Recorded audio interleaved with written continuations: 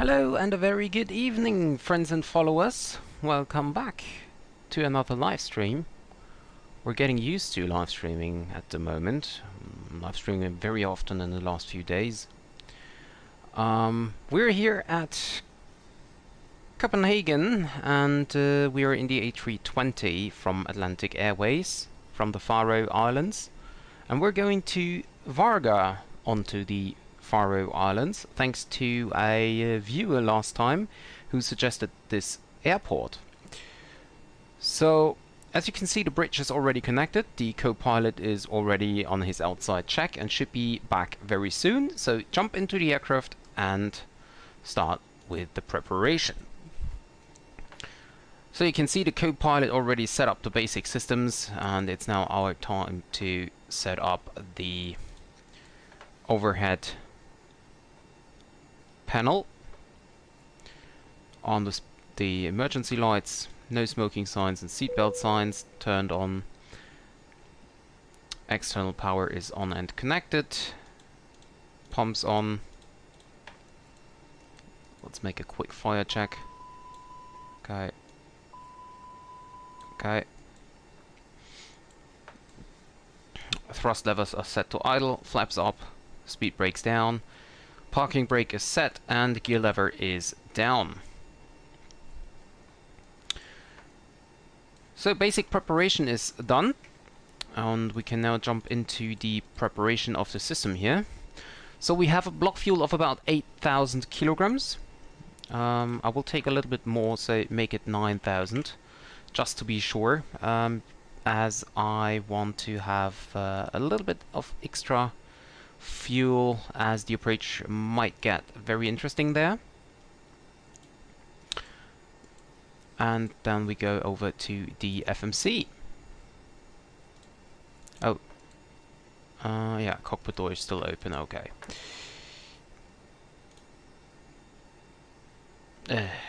Wrong. AOC menu. There we go. Weight and balance page. Send a request. And start. Oh, and by the way, I still need to connect to the network. We're flying on VATSIM again.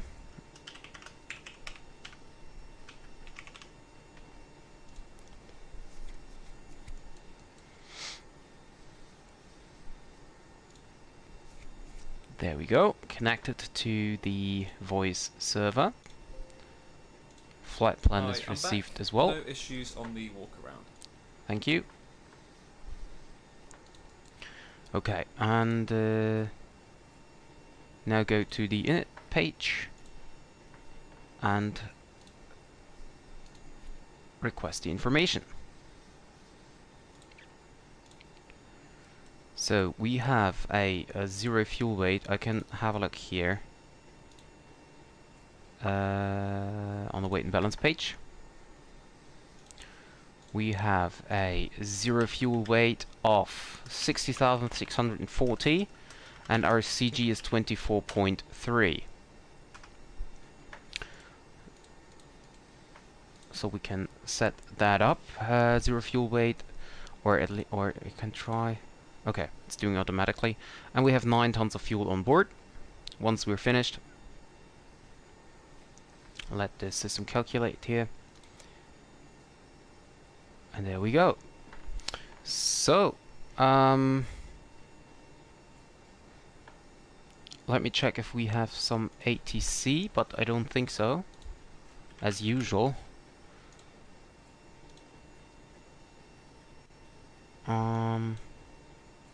Nope. We have no ATC.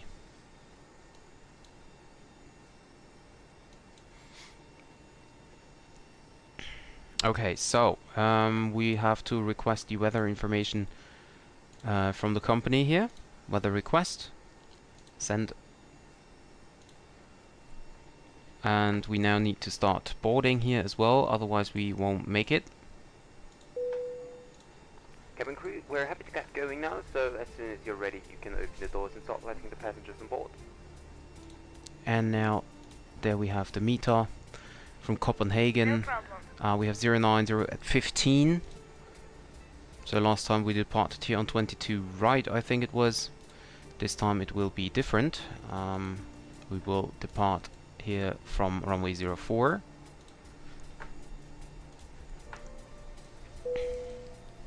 I will just about set up here, so we're happy for you to close the doors once everyone is on board. Thanks.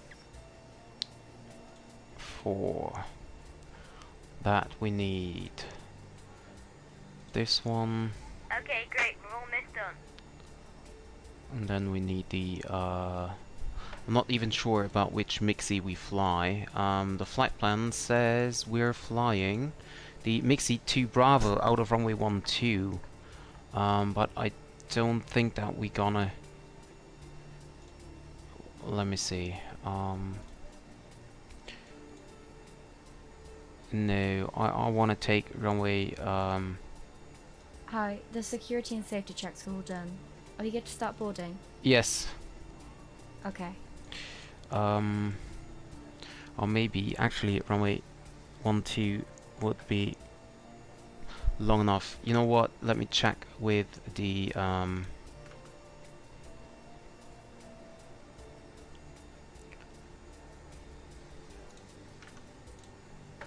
SimSmart here. I mean, that's basically why I have it, doesn't it? So, there we go. SimSmart. Airport code is Copenhagen.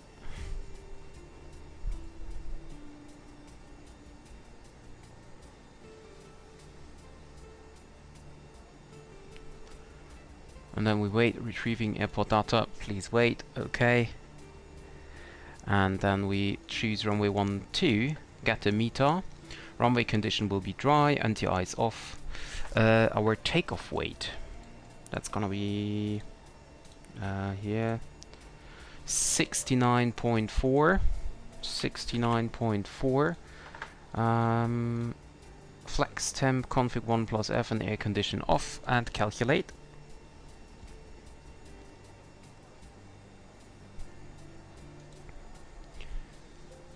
And there we go. The selected configuration is not permitted for this runway calculation error.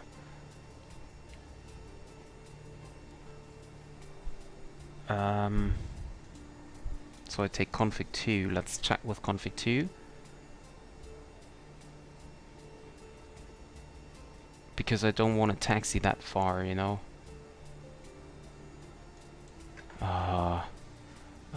What if we choose Toga and config 1 plus F?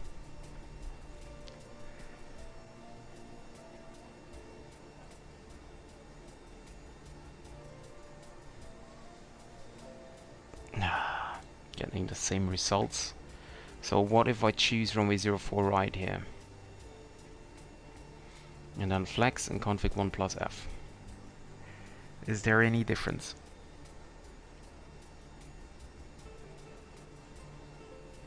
Oh, I get the same result. So we're gonna choose Toga mode and config 1. That should be enough here. So I'll switch to the right so you can see the FMC. We choose runway 12 here for departure indeed. Should be long enough. And then we go via the Mixie 2 Bravo.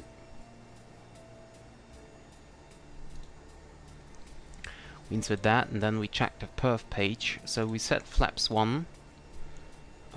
We have thrust Toga. So let's see what, okay, 137.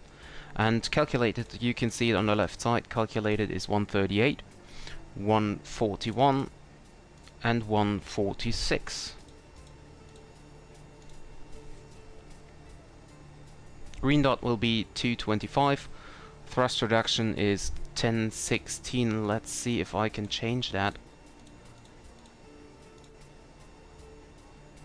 No. I cannot. And engine out is 1016 as well. Sorry? Oh, I clicked on the wrong button, I think. Yeah. Okay, it's not working. Oh, it is indeed working. Okay, fine. Wonderful. Okay. Or let's make it 0.8. So let's check up the trim. Okay, there's no big difference, so we just leave it as it is. Let's check if there is no discontinuity. There is not until we reach Roba here. So, SimSmart can be closed again.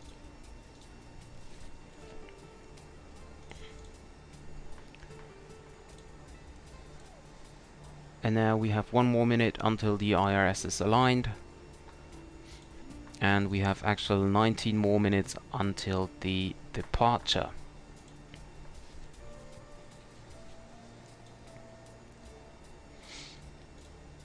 So let me check the charts quickly here. Mixi to Bravo. And then we go to our flight again. And check the approach charts. So for the approach, there's no approach, but there is a wonderful visual approach here, and we actually try to fly that. Then we will need the airport parking chart. We don't need that here. We don't need sits. Okay. So let us do a quick briefing here. I blend you in the Navigraph. There we go. So, we are... Where are we? Here. We are here. And departure runway will be runway 12. So we will depart from intersection Kilo 2, I guess. I'm not sure if we... Because this is not a runway here. You could line up here, but this is not a runway, actually. So we will line up on Kilo 2. And for the taxi, we just push back up here with the nose down, and then we taxi straight out this taxiway here, and then turn right onto Kilo, and then via Kilo 2 holding short runway 12. And by the way, you can see here this circle with the X in it, and here you can see takeoff position. So that means that this at Kilo 2 here is the takeoff position. Or maybe you can taxi via Kilo 1 and then taxi from behind, but this is actually the takeoff position here. So I think we actually do that. 2,800 meters is long enough, definitely, for the departure here. But yeah, just to be sure, we will start from all the way back at the runway. Okay, so QNH is 1015. We can set that in 1015, 1015, and we turn up the brightness here of the displays. I feel they are very low. There we go.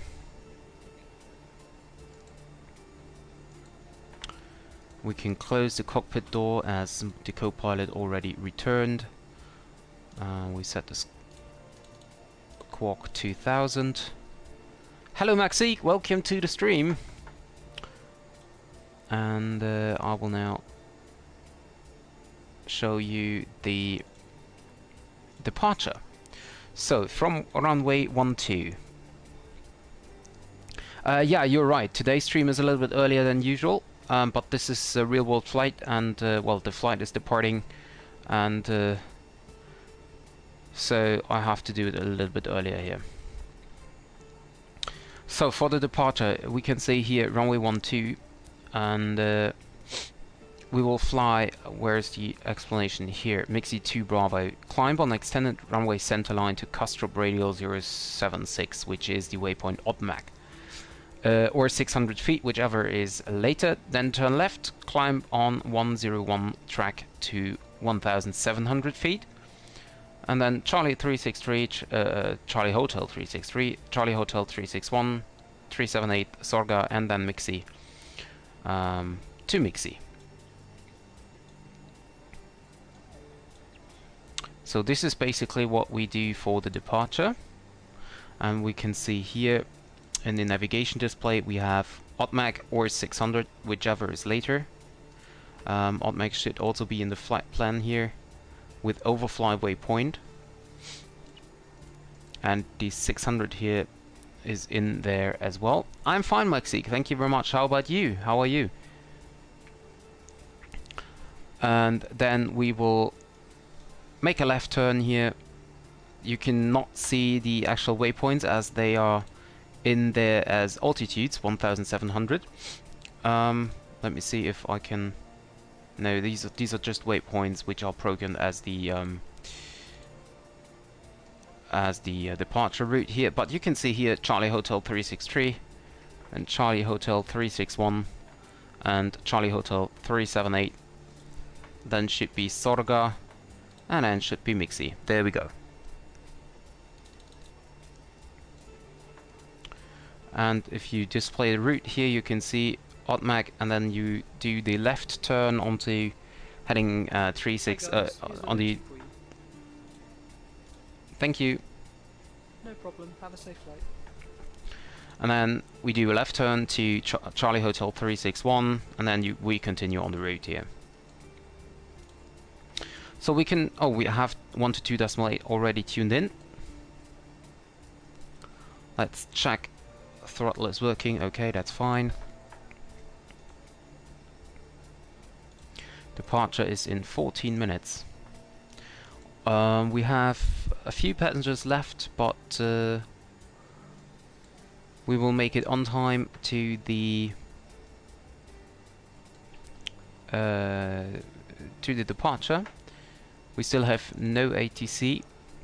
Let me have a quick look if there is other traffic here. Static aircraft, static, and static aircraft. This is static one as well. Yeah, this one. This is a wet sim flight here.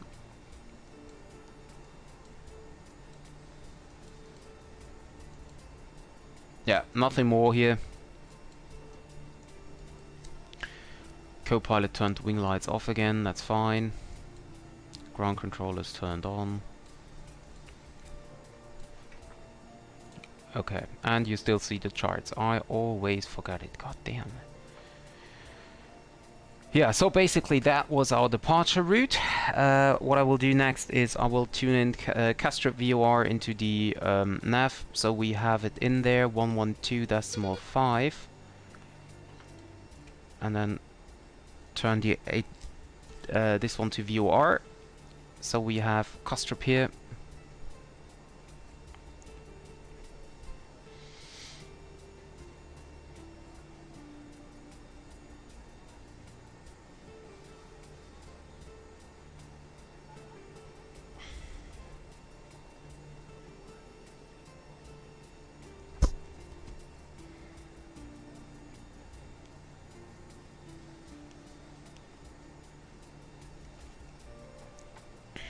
So we can set the initial climb to 5,000 feet. I think, let me have a look on the charts here again.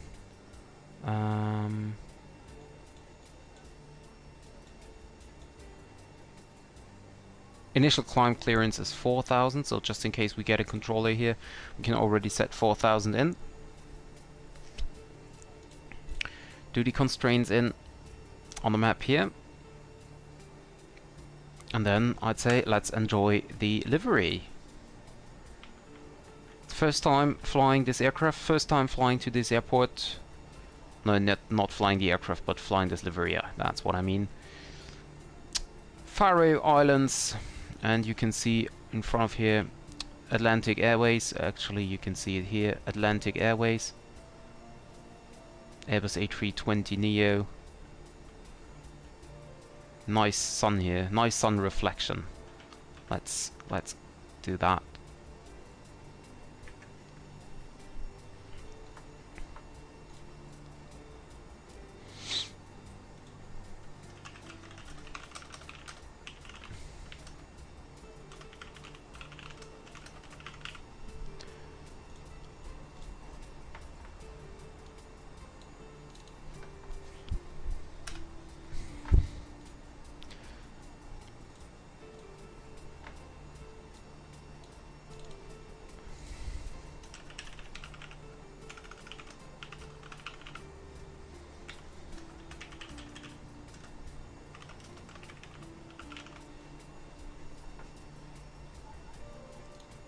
Wow, that's nice, isn't it? Whoops.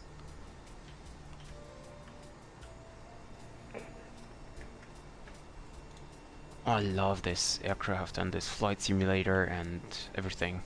Just everything. The sun, the weather, the delivery, I love it. Copenhagen traffic, there's 23 Bravo Kilo, gate Alpha 14, engine start and pushback. And the Austrian, I think this is the Austrian, which you just heard, is pushing now. Unfortunately there is no livery for it, I don't know why. I thought I set everything up, but apparently I didn't do that. So boarding is completed, so now we can tell the bridge here to disconnect.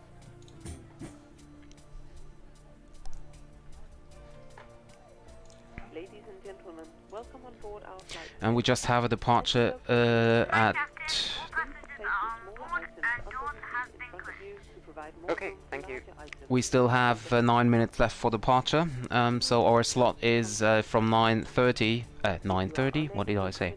I mean 6:30 until 6:45. So that means that we can depart between 6:30 and 6:45. No, not depart, but requesting the clearance. Ladies and gentlemen, this is your captain speaking. My name is Dennis Kunz. On behalf of the first officer, Mr. Henry Miller, the cabin crew and myself, I'd like to welcome you on board this flight today. We're not anticipating any delays, so we hope to be up in the air in the next 15 minutes or so.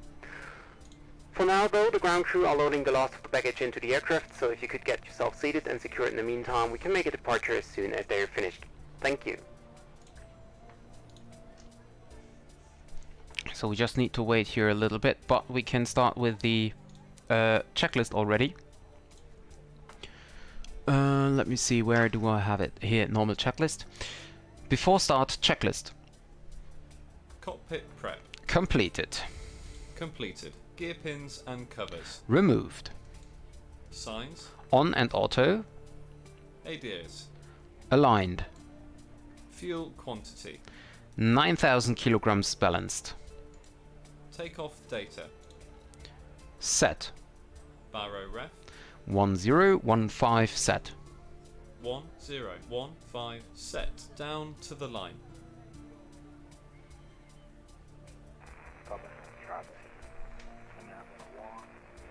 And we now wait the last few minutes until we can request our clearance.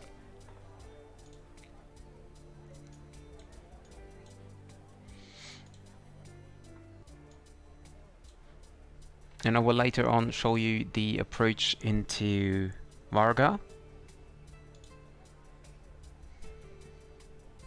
which will be quite interesting. Yeah, see, this is the Austrian here. And what we can do is, I can actually pre-plan my pushback here. The thing with the pushback planners, he cannot pull you out again. So if I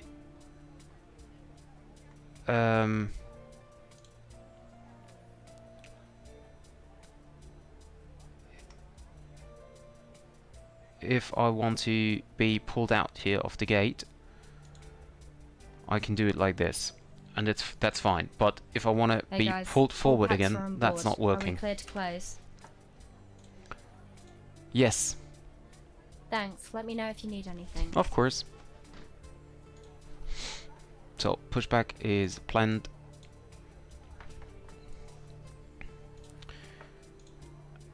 And we can now do the before start checklist below the line in a few seconds. Let me quickly turn up the APU here so that this is started already. APU is running up, flap is open, N1 is rising.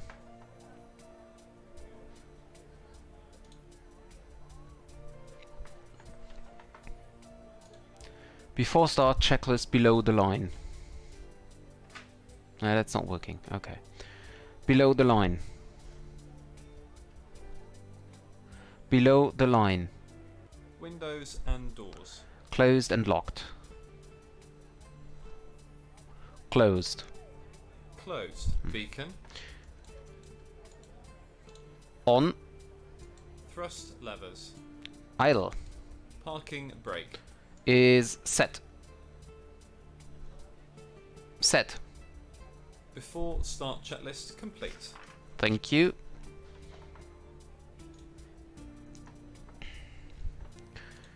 And there we go. APU started, so we can disconnect the ground power. And we tell the ground power tuck that he can disconnect. And you can see now he's going away.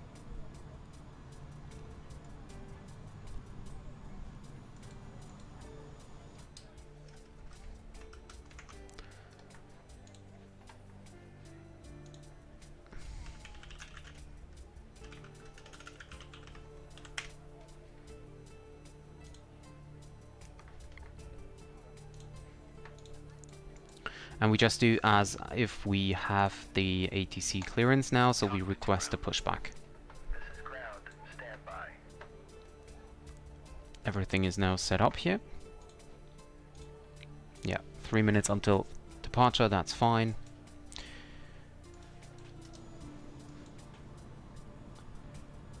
Castrop traffic, this is Faroe Line 459 at gate Bravo 10, pushing back and starting the engines.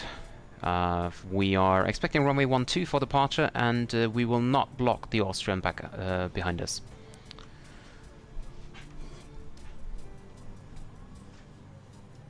Automatic traffic, thank you. Delta 3, Bravo Kilo, taxi, holding on runway 0 for right, via Zulu and Bravo. Parking brakes are set. You may lift. Parking brake set. Lifting the aircraft. And you can see we're getting lifted now, or at least we should. There we go. Cleared for A start little bit. push. Okay, cleared for push start. Please release parking brake.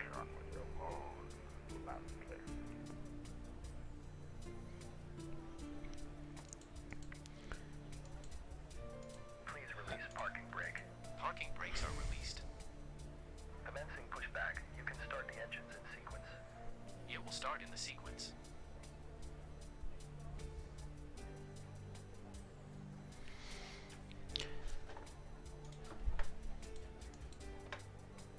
Starting engine 2. Check.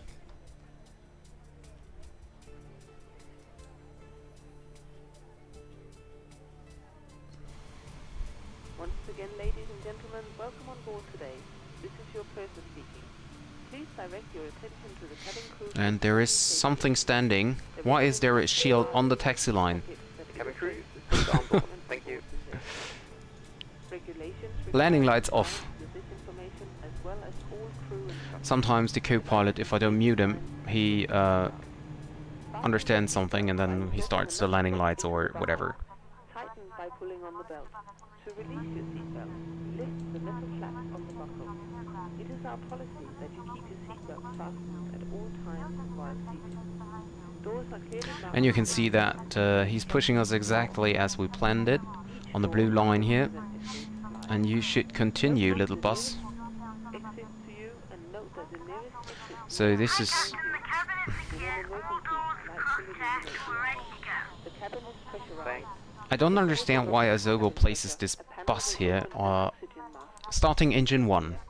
Check. Remain seated with your seatbelt fastened. I don't understand why traffic is taxiing on the taxiway here all the time, like these little cars. They have streets here, even with signs on it, as we just noticed. So why don't they have special taxi routes for, or traffic routes for small traffic here? Don't understand that. Your life jacket is located under your seat. Tighten the straps, and once outside the aircraft, pull on the tabs to inflate your jacket. If the jacket fails to inflate, use the tube placed near the neck. Your jacket is equipped with a light that Brakes will are set. automatically illuminate in water. This is a non-smoking flight. Smoking is not permitted in the cabin or in the lavatories. Cabin lights will now be turned off. Reading light buttons are located over your head. Thank you very much for your attention. Waiting for the visual. Thank you and goodbye. There we go, engine number 1 is running up as well.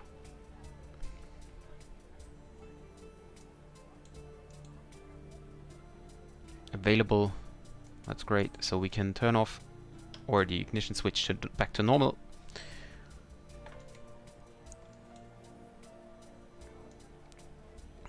We can now turn off the APU. Copenhagen, traffic Delta entry, Bravo Kilo, crossing runway 12. After start checklist. Anti-ice. Off. ECAM status. Checked. Pitch trim. 0.8%. Set. Rudder trim. 0. After start checklist complete.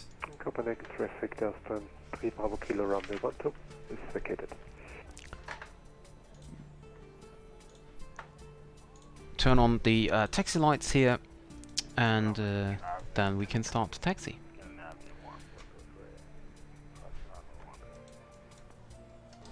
Castrop traffic, Faroe line 459 is now taxiing to runway 12 via Kilo.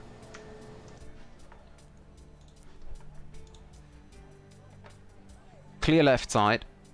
Clear right side.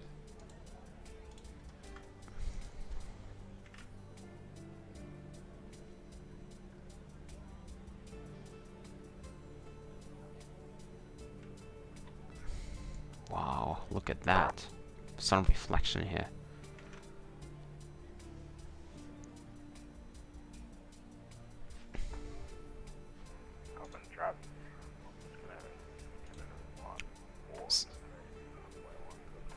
Someone is talking there, but I don't know. Flight controls check. Ready. Full up. Full down. Neutral. Full left. Full right. Neutral. Rudder. Full left. Full right. Neutral.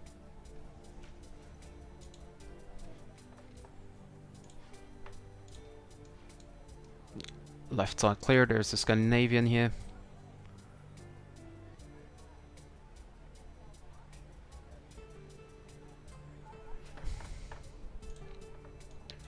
And we are now here on Kilo.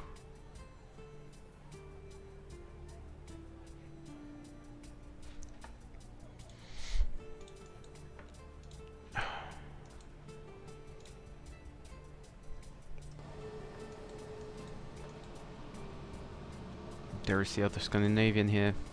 There is the Austrian taxiing all the way down to runway 04.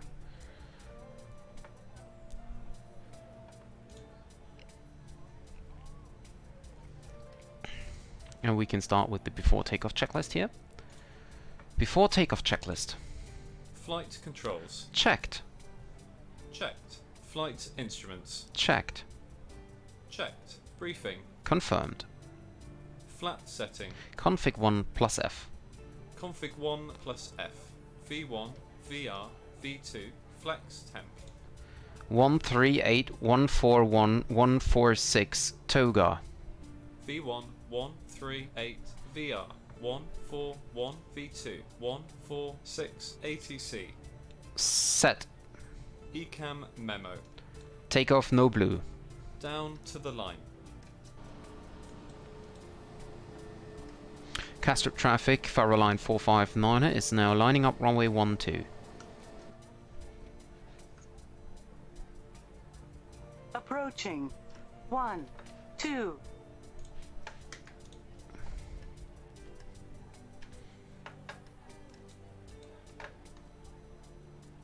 On runway. Below the line. 1, 2. Takeoff runway. Cabin crew, Confirmed. takeoff, please. Clear of traffic. Confirmed. Cabin crew. Advised. TCAS. TARA. Engine mode selector. Normal. PAX. Off. Before takeoff checklist complete. Castrop traffic, Faroe line 459 at runway 12. We will depart in 10 seconds. APU bleed. Cancel checklist. Okay. This guy. Orchestra traffic, there's 20 Bravo Kilo, lining up runway 04 right, and wait. And we're now centering here. Smash the brakes, give 50%, and then we wait until it's stabilized and then toga mode. Ready? Ready. Take off. Check. Start a chrono here. 50% N1.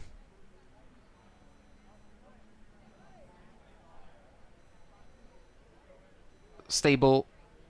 Release release brakes. And toga mode.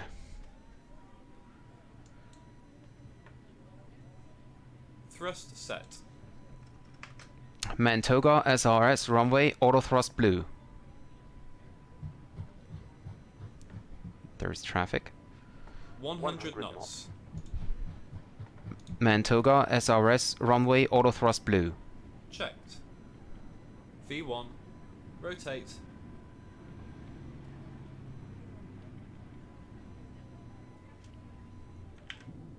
Positive climb. Gear up. Positive climb.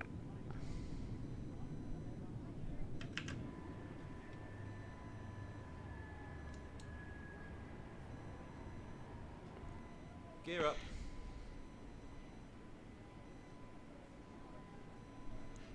Orchestra traffic, there's 20 Bravo Kilo, taking off from 04 right.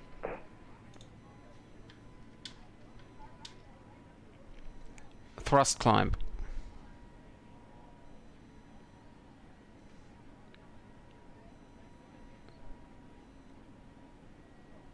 Packs are on. Checked.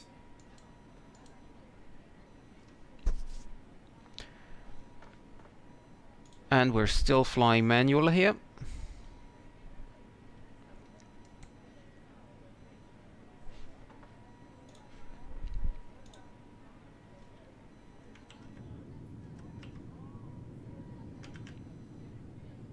Flaps 0. Checked speed. 1000 to go. Flaps 0. Speed checked.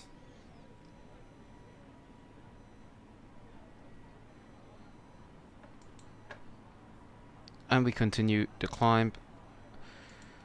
Flaps 0. Still flying hand moded. Or you can also say manual, by the way.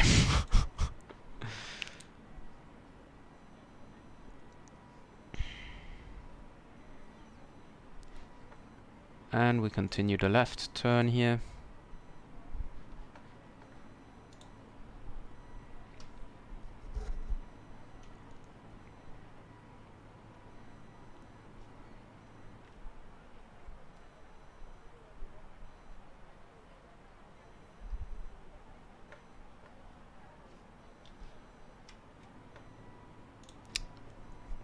We engage the autopilot, we set standard pressure, set standard, Standard cross-checked. Passing flight level 062.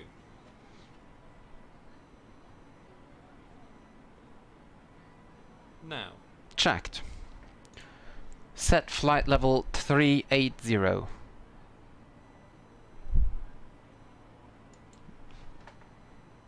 And he's now setting the altitude.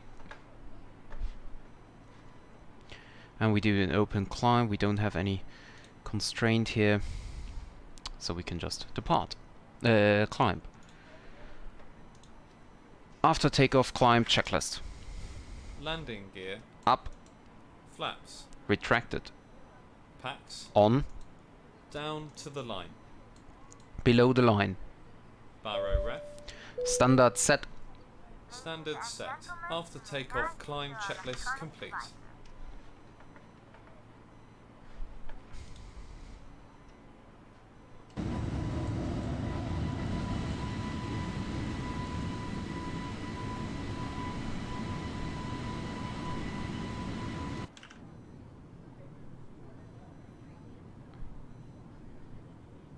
Down there is Copenhagen airport. Oh, and I did try something. No, I wanted to try something. Let me see. I will do this like that, and then check. Okay, I'll just want to try to set up the details in the sim. Seatbelts off.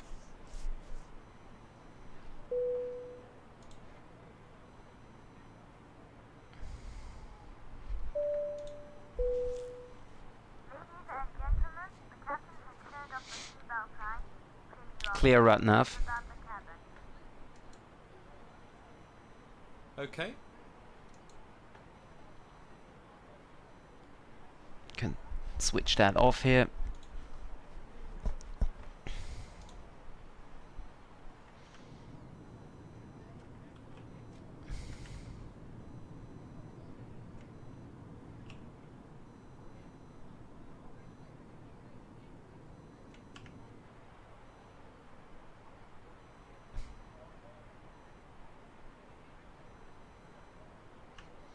I love it.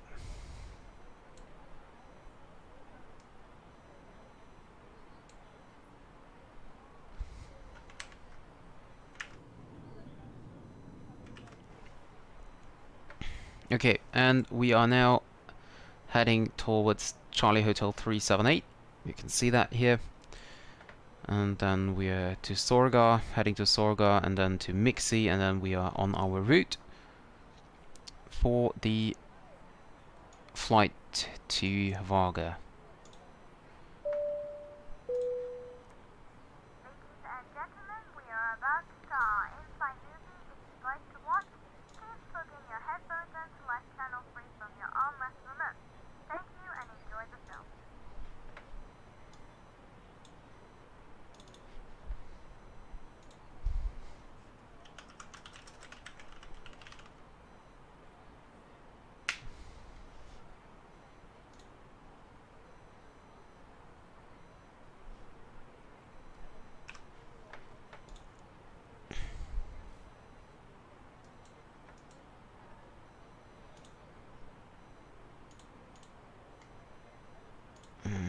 Climb phase managed. Okay, 0.78 will be the climb speed here.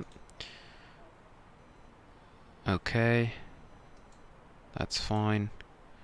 Rat nav is cleared. And let me actually see the weather for Varga. So we have 060 at 9 knots, varying between 030 and 100. No significant clouds detected, 9 degrees temperature and QNH 1030. And remark, wind speed 070, 13 knots. Okay. So for the arrival, we are expecting then runway 12. Yeah, I think that's... yeah. So, we are expecting runway 12 for the arrival. Or...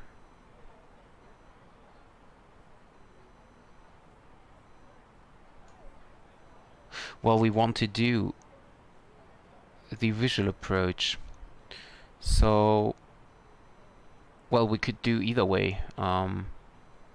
We could do runway 12 visual or runway 30 visual.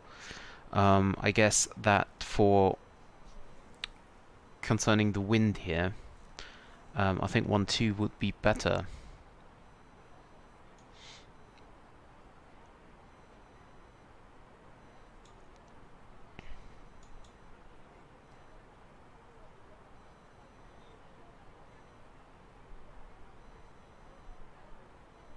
Okay, you know what, let's take a look on the charts, or I take a look on the charts first, and then I will tell you.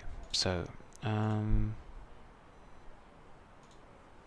I don't even know from which side I come in. Okay, I come in from the southeast.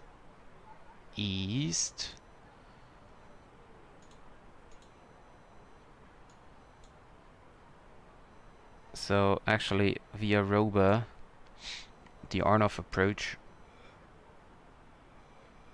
would be better. The Arnov RNP Victor, or actually it doesn't really matter.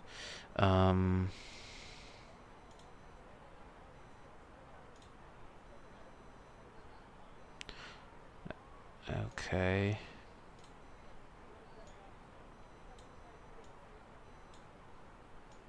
Well, we could do the... you know what? The flight...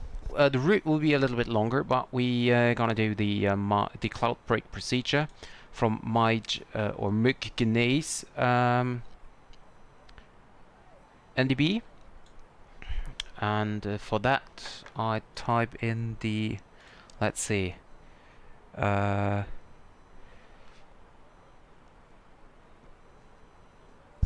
Well, I could type in the localizer just to be sure.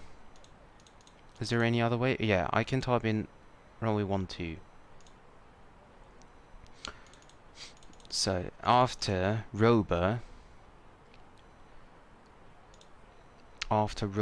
we go to Muggenees. No, that's Y. New waypoint.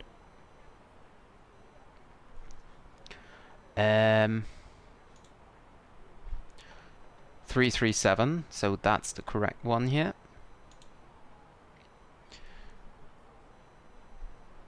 Insert. And now let us climb onto the cruise altitude, and once we get in the approach phase I will show you the charts as well, so that we can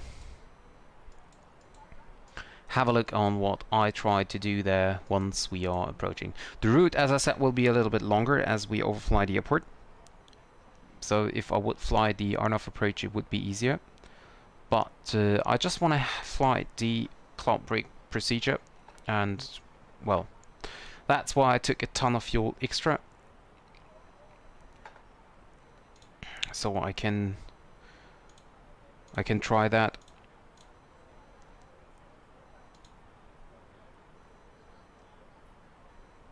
Oh, and thank you, by the way, Maxi, for posting the screenshots there.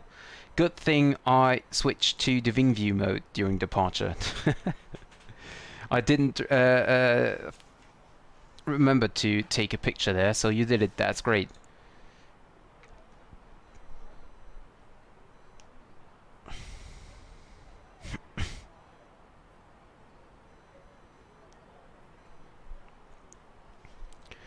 So we're already at flight level 270.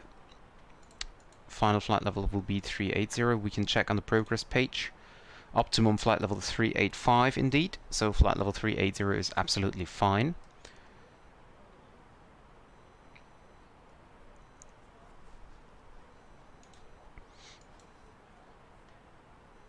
And I also have another tool downloaded from FlightSim, which is a tool which generates failures. Engine fire, engine failure, gear failures, FMC failures, whatever it is. And I will try that little program once we are landed again. And I will, of course, test it out in the like offline. And oh, okay, that's working. And yeah, I will test it offline, and if I feel familiar with it, I'm gonna start that for the next streaming flights, unless we're doing a real-world operation. Because this, as I said, simulates failures, but it doesn't guarantee that there will be a failure, I think. So you can set up the percentage on how likely any failure will arise, and well, if you just, I mean, you can set 1, 2, or you can set all of them to like 100%. But if you set them to, I don't know, 1% or so, or 5 or 10 or whatever it is, then you will be confronted with any failure, and then you have to react to it.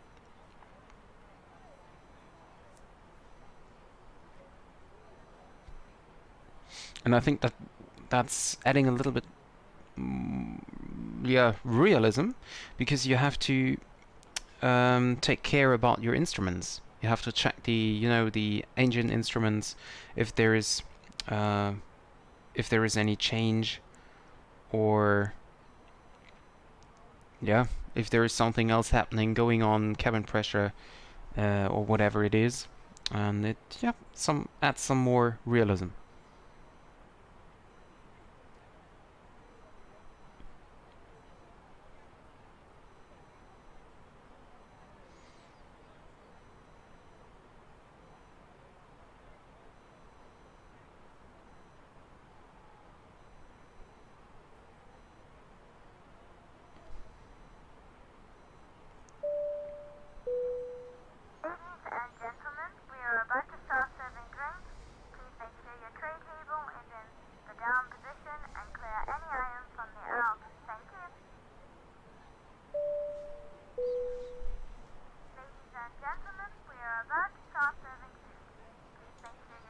Yeah, so crew is now serving drinks and food. The in-flight movie is running as well. Still 91 minutes to go. Of course,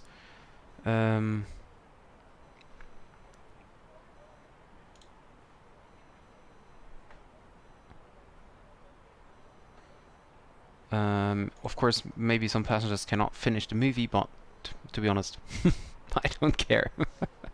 Because I just have the possibility to start the in-flight movie, and it's always 110 minutes, I think, in total.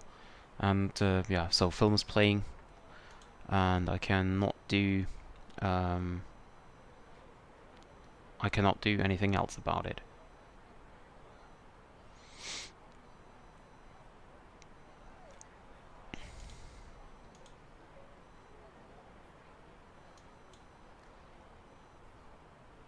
And we don't expect any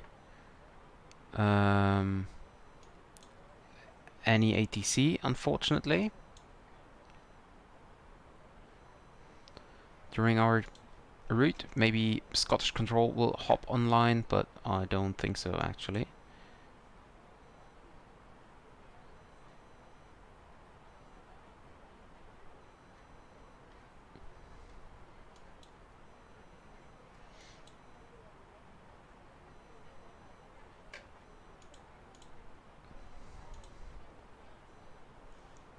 And you can see we're just climbing with 1,000 feet per minute, so fairly slow here, as the aircraft, well, is not really heavy. I mean, if I have a look here, yeah, we just have 8 tons or 7.6 tons of fuel on board, and you can see 61 or 62 tons. So we are far away from our maximum takeoff weight. So we are not really, I mean, not really heavy. Oh, and that's what I wanted to look at. The 7.6 tons is about 40%. So we are absolutely fine here.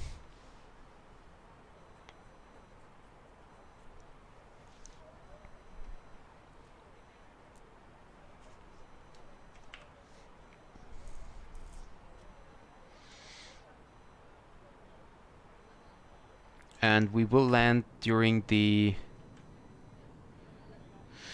sunlight, which is quite important, because the visual approach, of course, is you're just allowed to fly that during daytime. So yeah.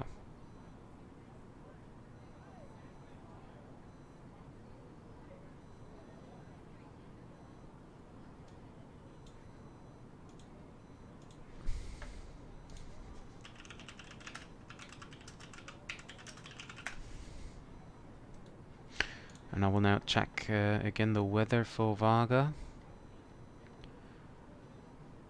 No clouds.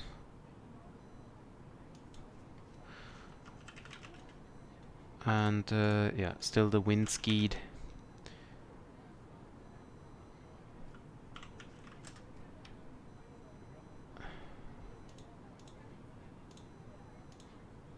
I don't even know what wind skied is.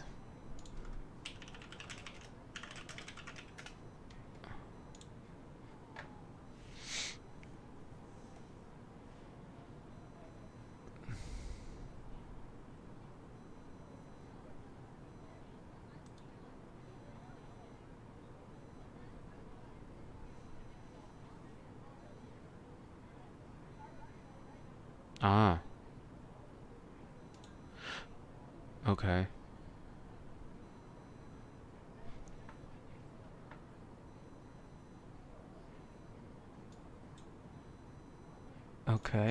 Okay.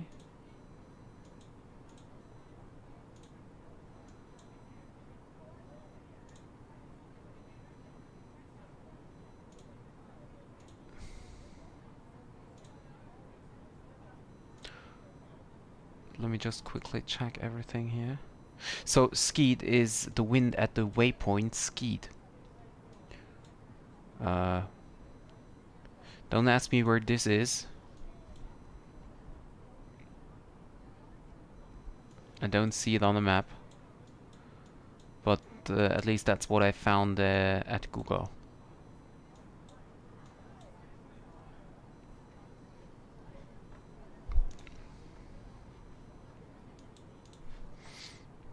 But, oh, maybe here.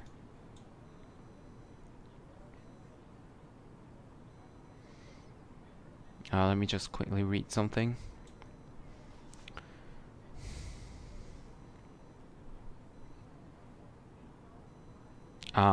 So skied is a mountain. Furthermore, the given wind direction and wind velocity, called wind or whiskey skied, is also measured on the mountain of Skadin, located at 1,100 feet MSL, approximately 1.9 nautical miles west of Varga Aerodrome. Immediately to the right of the final approach track to runway 12. This location is referred to as Whiskey Skied. The wind reading at this location on the mountain will often be under influence of turbulence in the surrounding terrain. The measurements on the mountain of Skidin are reported as 10 minutes mean wind. Okay.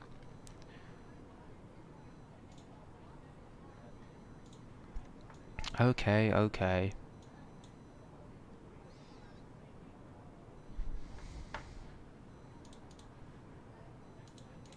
So wind at Skidin is 070 at 11. Not really different from what the wind is in the arrival there.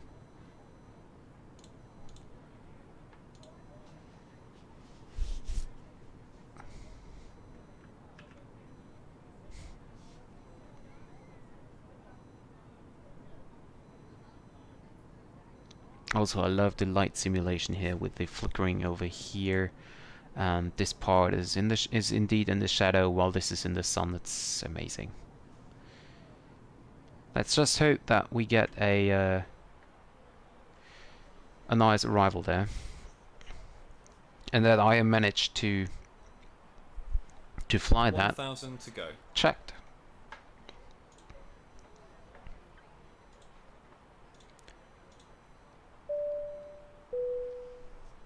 Ladies and gentlemen, from the cockpit, just let you know that we have reached our cruising flight level. We're not anticipating any major delays, so we expect to arrive on time as planned. As the cabin crew make their way around the aircraft, please make sure the aisles are clear of any items, and I will now invite you to sit back, relax, and enjoy the rest of the flight. Thank you.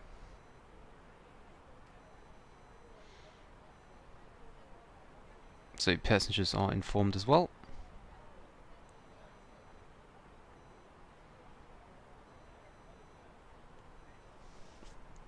And I want to have a look where the real world flight is here. Let me check. Flight radar 24.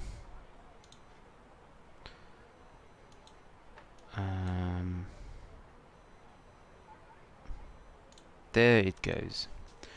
scheduled actual departure. So the actually real life flight departed with a delay of 13 minutes.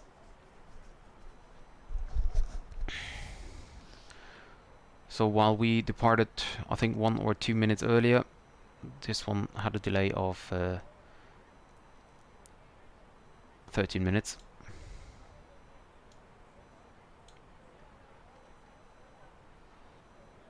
And it departed, by the way, from runway 04 right,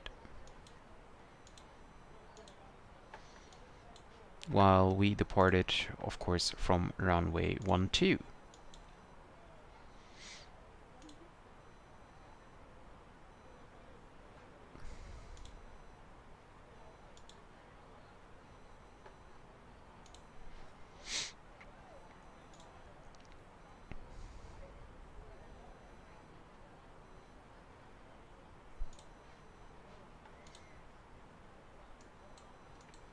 Can close the constraints here and open the airports list.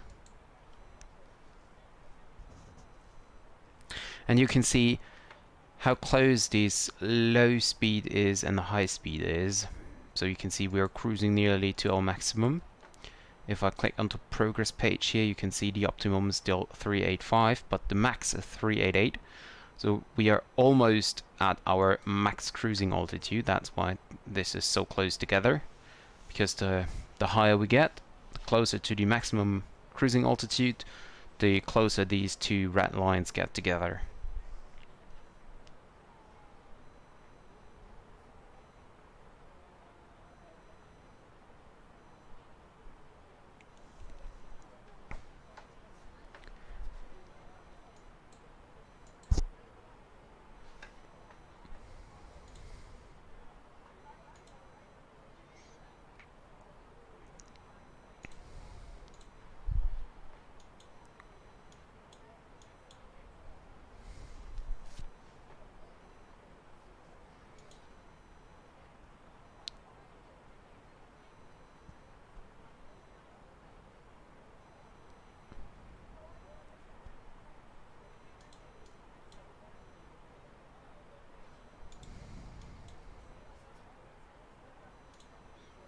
And I think the real world flight will take a straight in approach. Everything else would be would make no sense, actually.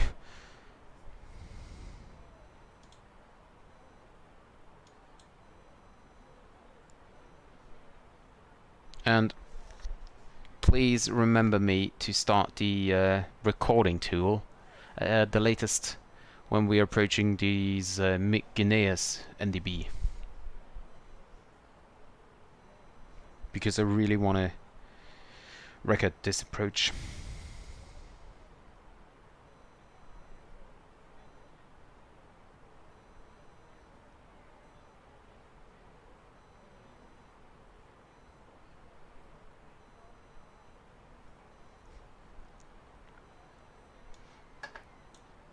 Passengers are satisfied so far.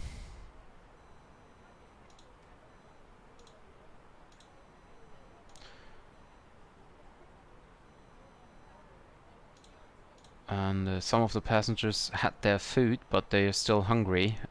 Oh, come on.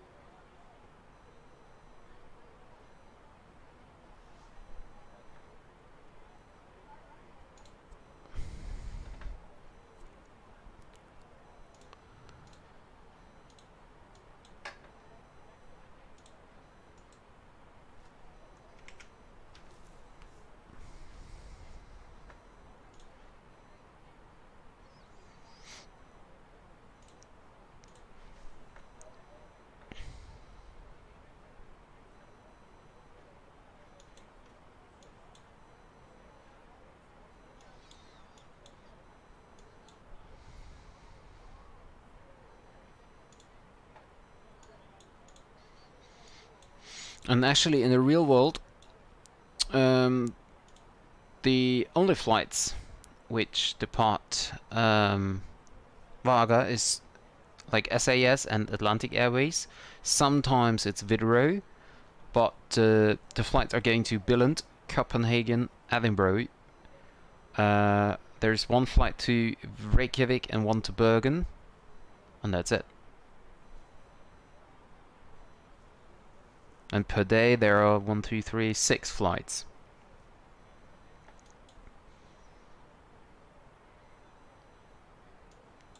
Well, I think it's a really nice destination, but of course if you like, you know, doing your vacation over there or so, there's not much you can do, I think.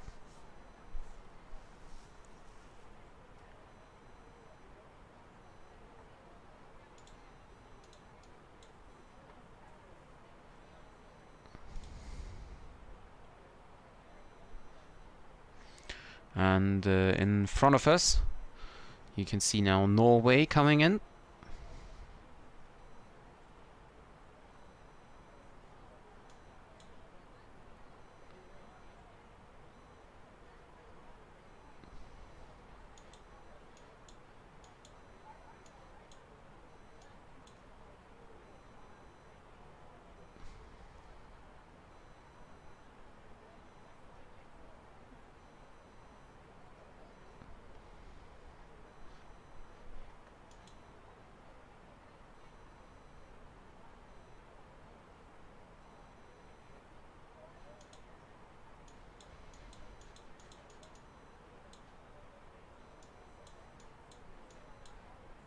I mean, I don't know why I always choose destinations where I don't have ATC. Oh, what means always, but very often. But, yeah, I don't know.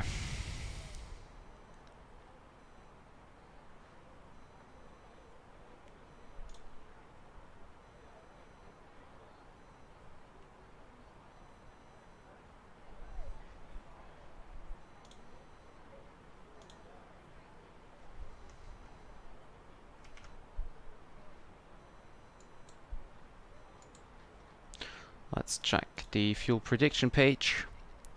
Okay, they're telling me I have 3.8 tons in Varga. And funnily enough, also 3.8 tons in BR. What is BR? It is not Reykjavik. But it should be on Iceland, I think. Yes, airport Akureyri in Iceland. Akureyri, Akureyri, something like that. And it's actually on the north part of Iceland. So I'm not sure why why Simbrief is choosing this airport as alternate and not, like, you know, Reykjavik, for example.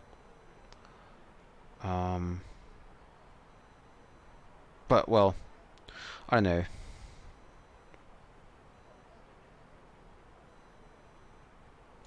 Or Keflavik would be possible as well. The international airports. Well, but I guess we will never know.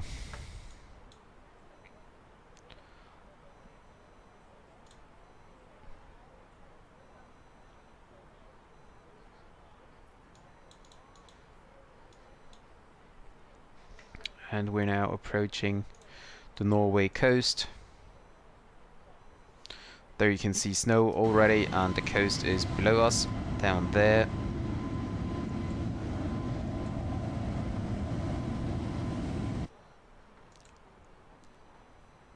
"33 minutes in the air."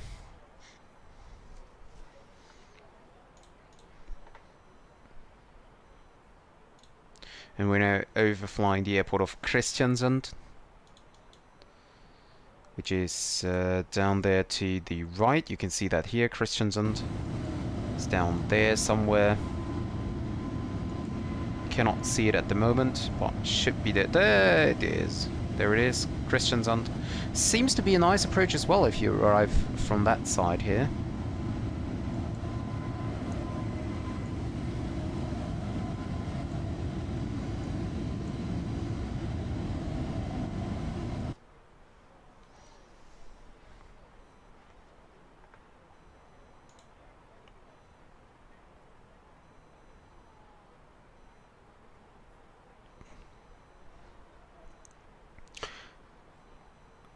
And actually, what is going on with the speed?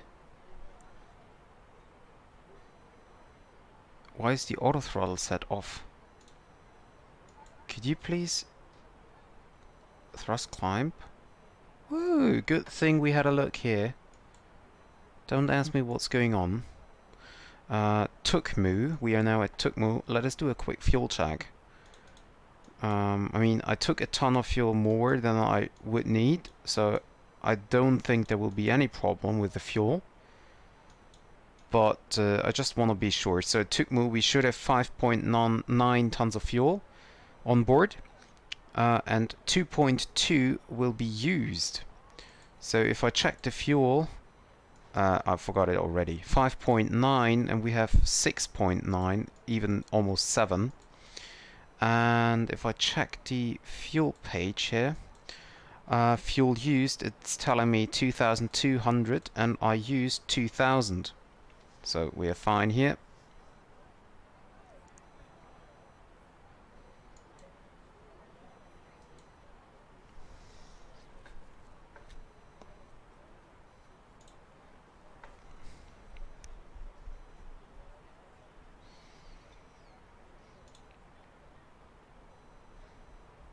And I will now already start to plan our descent, although I will not yet start to plan the approach because the wind might change again. But for the descent,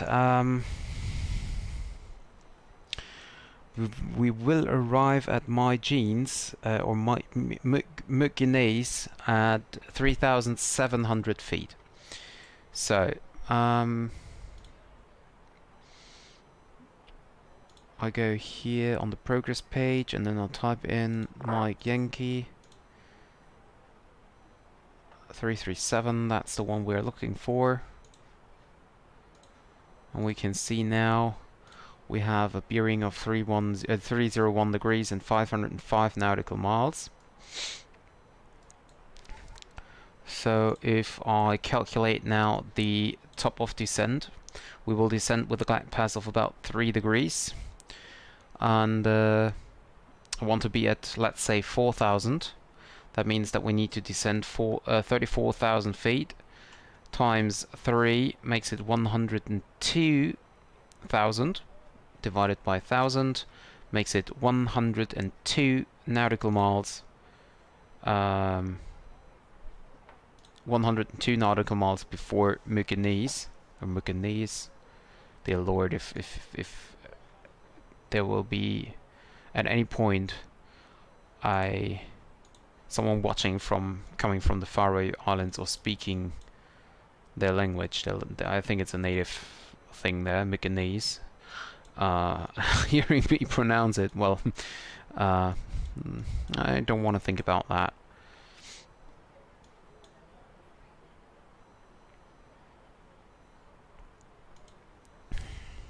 So we can start the descent at about 102, maybe let's say 105 or 110 nautical miles before Mugines, and I can set that in as waypoint, by the way. I can set up a waypoint like this. Like this, and then I set the radius to, let's say, 110 nautical miles, and if I zoom out, no, we cannot see it yet. But as we're coming closer, then we will see the circle with the dashed line, and then we know when we need to start our descent.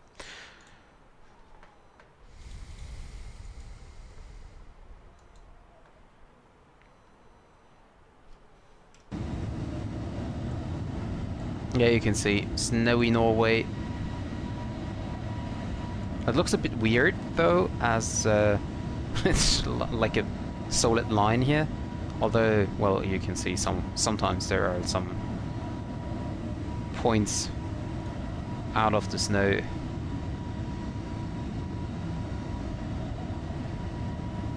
But still, it looks a little bit weird, I think.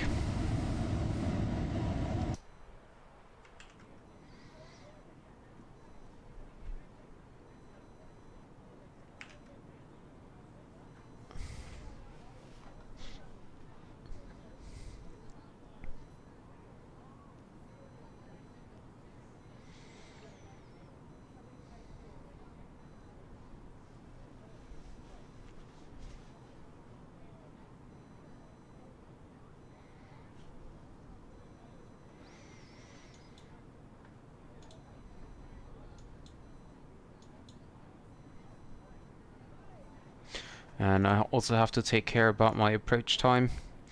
We are expected in 1 hour and 47. I mean, I want to fly the visual approach here, but if that means that I need to, you know, ruin my flight or my flight time here, then I might do it just once, and if we have to go around, and I might not do another visual approach.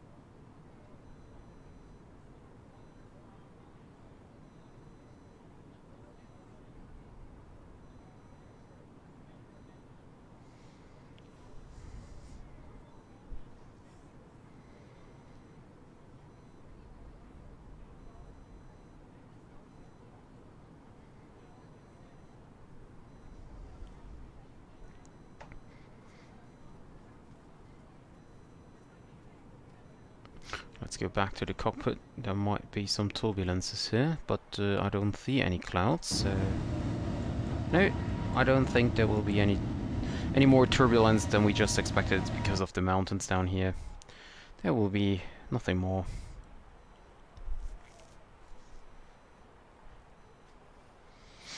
Passengers are still hungry, but I don't want to spend another... Oh well, you know what? Just give them another round of food. Ladies and gentlemen, we are about to start serving food. Please make sure your tray table is in the down position and clear any items from the aisle.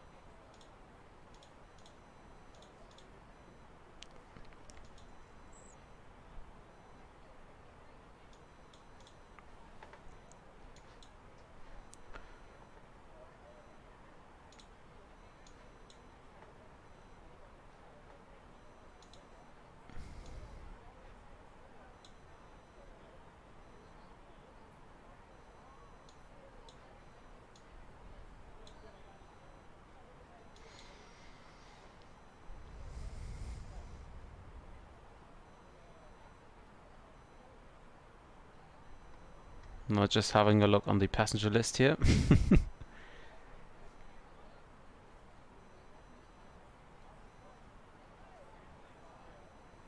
I can exactly see which passenger is secured and which is not. And actually, they're telling me that the in-flight movie has 34 minutes remaining. And at the beginning they told me that it's 110 minutes. And as we are 44 minutes in the flight, not even 44 minutes when I started the in-flight movie, I have to say this is not correct, what they tell me there. That is not correct. But the satisfaction is going back up as I am serving now food.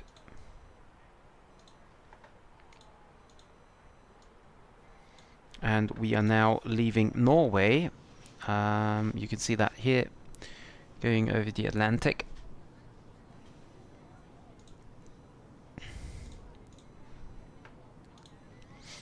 Let me have a look where the real flight is. Okay, it's a little... That's strange. The real flight departed like 15 minutes past us. But it's actually only a few miles behind us. So they're catching up very fast.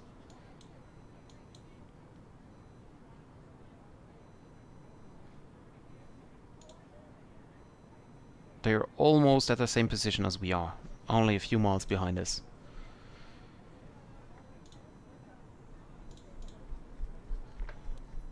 And if you want to track the flight, I will just send you a message in the chat here.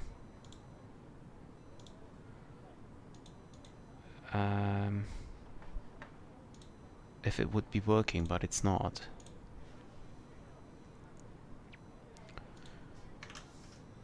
There we go.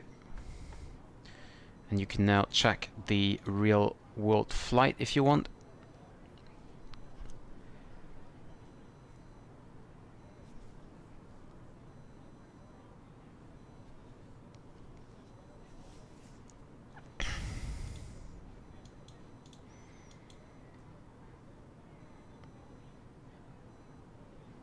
And then the next islands we will pass, most likely we'll pass, let's have a look on the navigraph here. The next islands we will pass are the Shetland, the islands of Shetland. No, we will pass them on the to the north. But we will see it outside of this window here.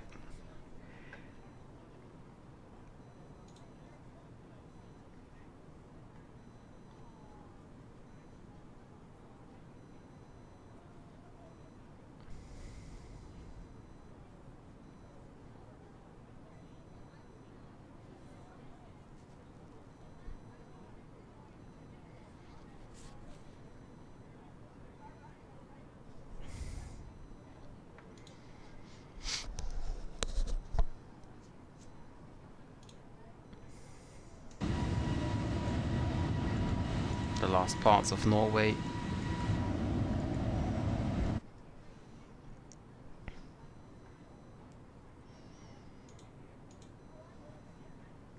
And I think it is now, well, it's not time for it, but we'll now do the approach briefing with you. So let me give control to the co-pilot. You have control. I have control. So, first of all, let me update the weather information.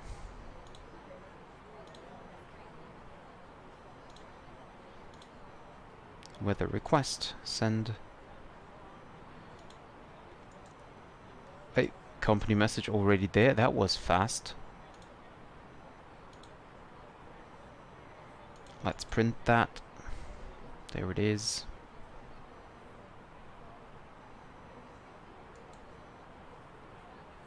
Okay. Then we go into performance page and approach, and then we check. So we have 050 at 10. And that's what I mean. The wind is changing now. Let me see. Last time we had 050 at 060 at 9. And now we have 050 at 10. Well, I mean, it's just a small wind shift, but it is somewhat changing, so I don't want to do that too early.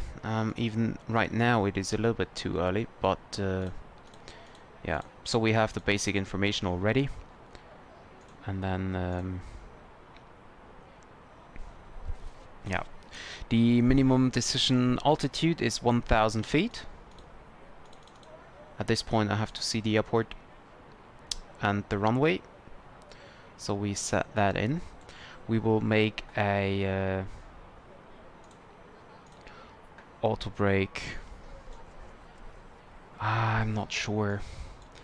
For medium, that will be too long.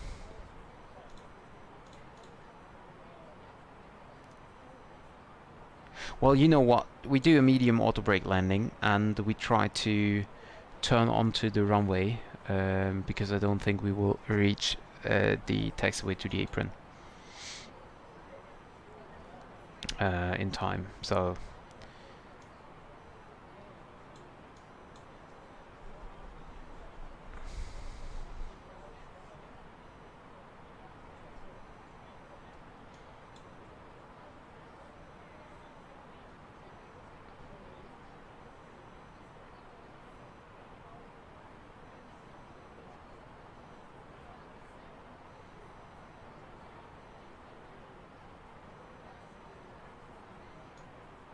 Okay, so and now let me show the charts here. This is the MyNDB cloud brake approach. So we're coming from down here via Coulter Island, and what we could do is we could fly straight into either 30, or we could do a RNAV approach, which that means that we would come from here, or maybe here. Can you see that, by the way? I'm not sure if you can see my mouse button. Yeah, you can. So we're coming over here, and then flying basically a straight-in approach for runway 30. But as we do not do that, we are going to come from here, fly direct Mykonos, turn into the holding there, into the Penton holding.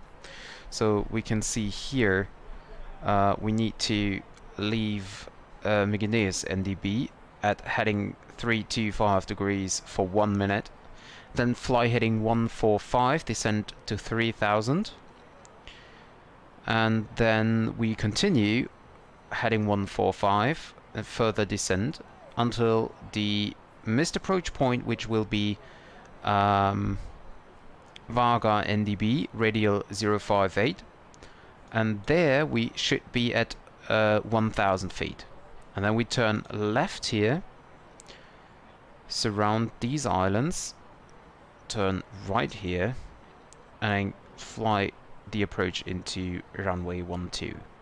So I've never done that before. It's really difficult, I think, and of course it depends on the weather as well, but as we have no clouds detected, I think we will be fine. However, in a case of missed approach, we turn right to heading 173, climbing to 3700, and then turn right to join Penton holding. So basically, we fly out of runway 12 again, on a heading of 173, which will be... That's weird, because we will overfly this little island here. But, well, no, 173 is maybe down here. This way.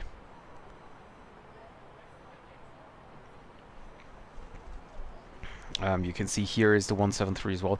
Oh, well, actually, that was wrong what I just said. The misapproach is at this point, because at this point we need to have the airport in the runway inside. Otherwise we have to go around to 173. If we have to go around here, then there is no public misapproach procedure. So we would have to rely on Varga Tower. I don't even know if there is a tower, actually. Let me see. No, there is no tower. Varga is class Golf airspace. At least the approach here, I think, is class Golf. Yeah, there is no tower frequency.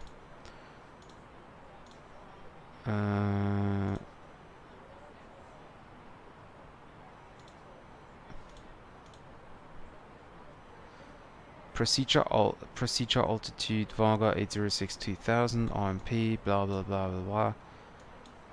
Yep, there is no tower frequency, no ATC. But anyway, so we will come from here, fly to Mygneus, fly on to a heading of 025, fly 145, continue 145 until radial of 058, Varga NDB, and from there on start the visual approach. And we need to be at 1000 the latest. Because you can see here the minimum decision altitude is 1000, so we don't need to be at 1000, but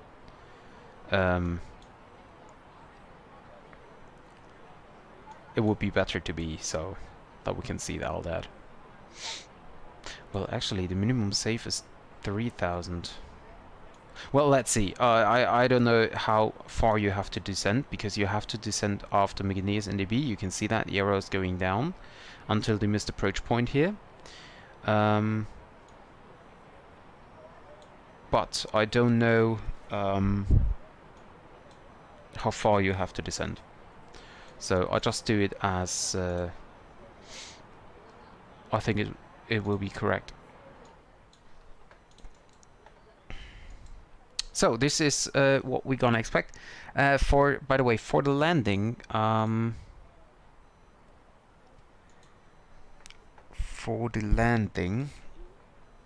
we come in here, this runway here, and we most likely will miss this taxiway here to the apron. So we will continue down the runway,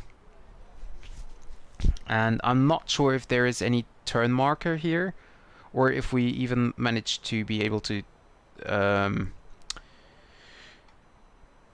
turn on the runway. If not, then we have to taxi all the way down the runway, but I don't think there is a turning area here as well, so yeah. And by the way, here it says caution, in connection with strong southwesterly winds, strong whirls may be created, which will affect approaches to runway 12 and departures from 30. These whirls occur especially in the area around DB 1.50 Foxtrot and 3.50 Foxtrot. During the same wind situations, strong whirls may be created at short final 230.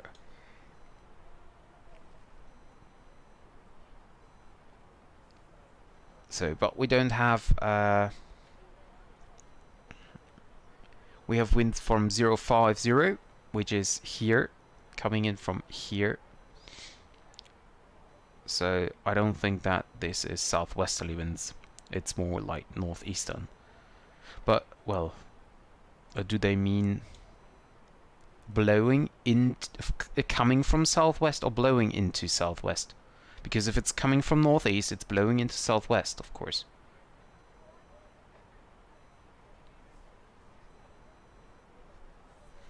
I don't know. Luckily, we are in a simulator here, so nothing's gonna happen. And there you can see, by the way, our top of descent. This dashed circle here in front of Connie.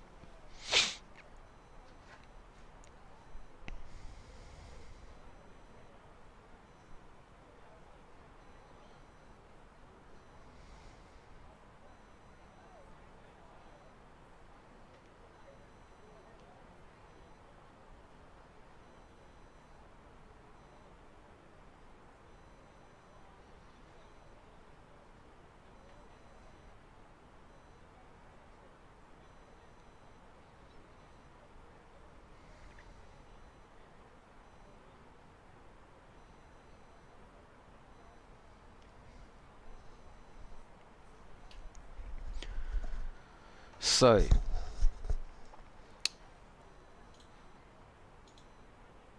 any questions? No questions. I have control.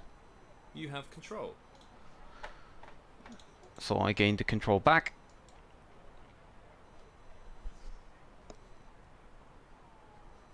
And what I will do also, I forgot to mention that, for the approach I need to have the 058 degrees radial. So I will go to my flight plan, create another fix info, which will be Varga VOR, NDB, Varga NDB. 348, that's correct. And then I will set a radial of 058. No, that's right. I knew that. 058 as radial. And now you can see here that this was the wrong direction, because the radial is always leading to the station, and I want to have the, well, other way round, so I need to turn that around and make it a radial of 238. Yeah, that's fine.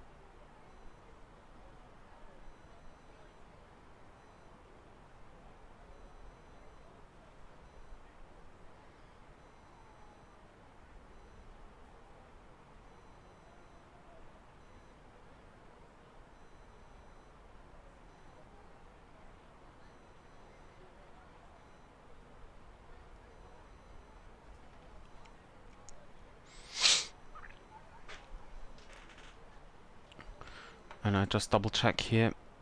My first waypoint, no, that was the other one. First one, 110 nautical miles to Mykonos. Okay, looks correct here.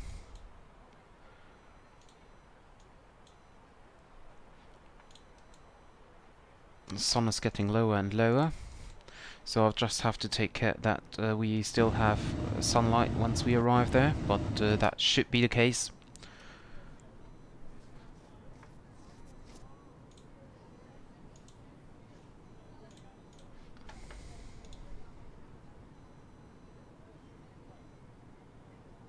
At least that's what I hope.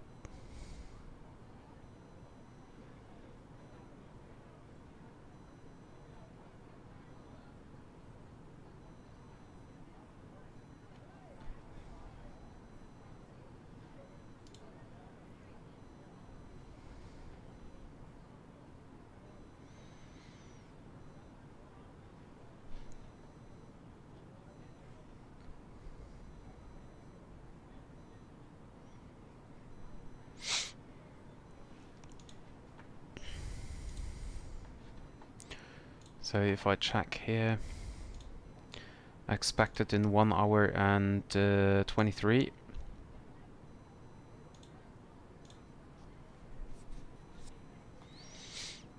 Oh, and by the way, I think last time they didn't start to serve the food there. That's why the passengers were hungry.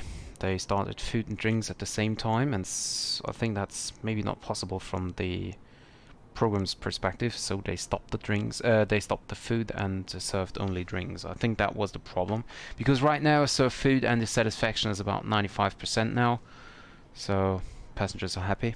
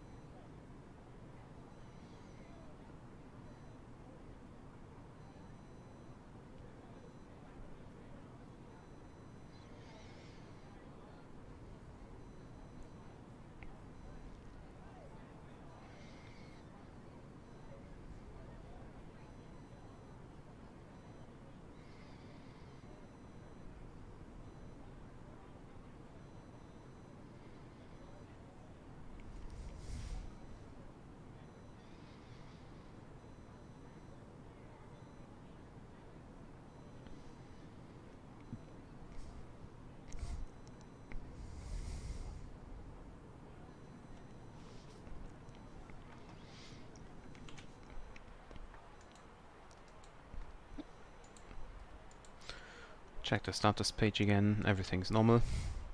Engines running both normal.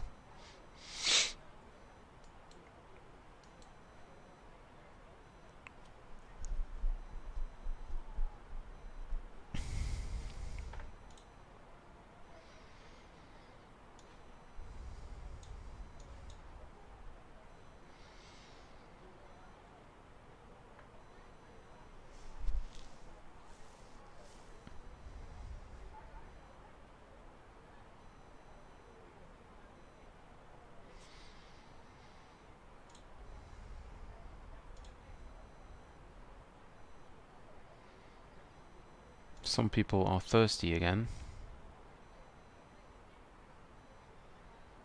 Shayla Mulligan is worried. Why is she worried?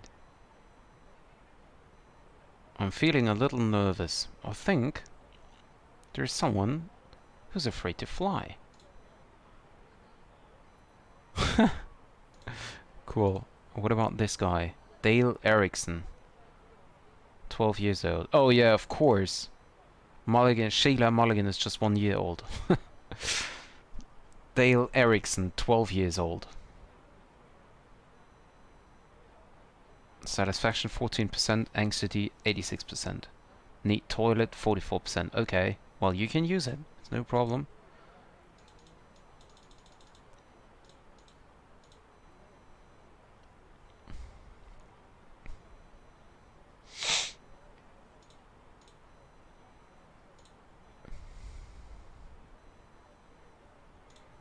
Watching movie. No one. No one is actually watching a movie. Is this a mistake in the reading magazine? Grace Jefferson. Health 68%.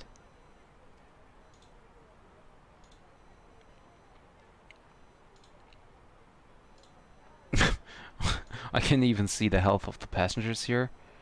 And health 61%. Well, there are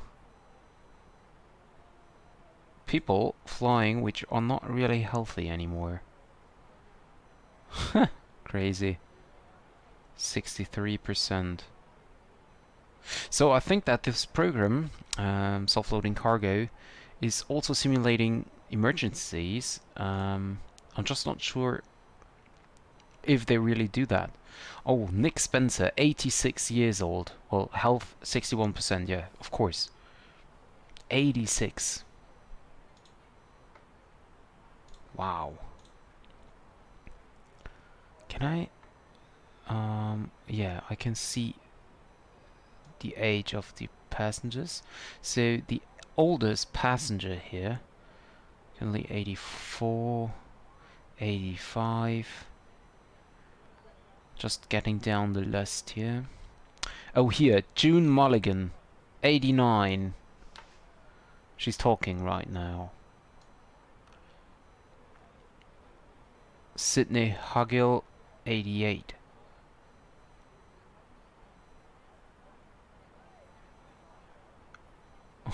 Bob Fry, 88. Flying with his son Nick. Nick Spencer, 86. Michelle Hertman, 88. Why do I have so many old passengers? Isaac Hansen, 85.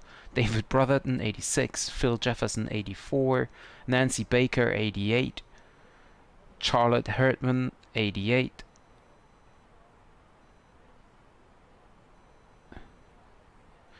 Douglas Mathers, 89.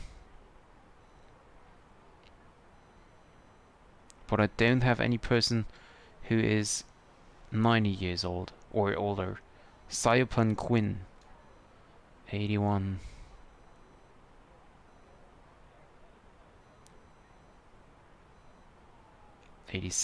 Merida Rose Hudson. Nope. No passenger with 90 years or older. But I have a passenger... No, I have no passengers who are 0.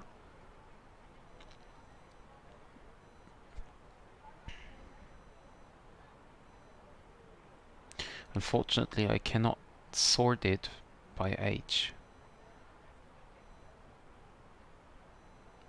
No. No, no, no.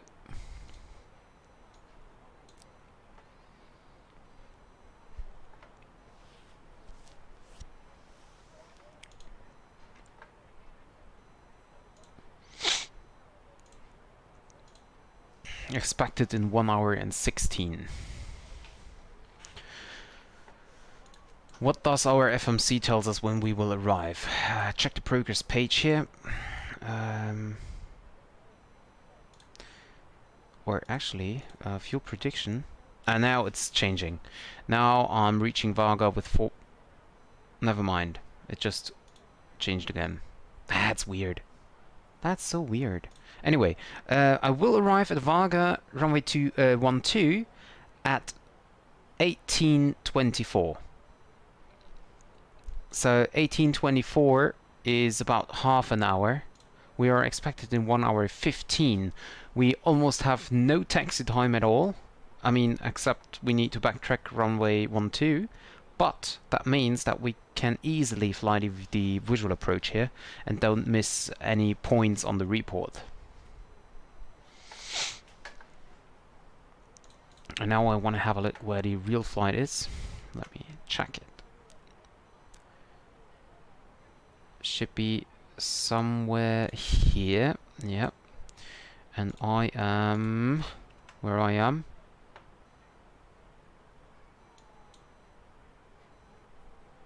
Okay. Well, according to the map, I don't know if... Let me check the other map here. Wow. So the real world flight just caught me. Oh, well, not really caught me, but they're coming closer. Let me see.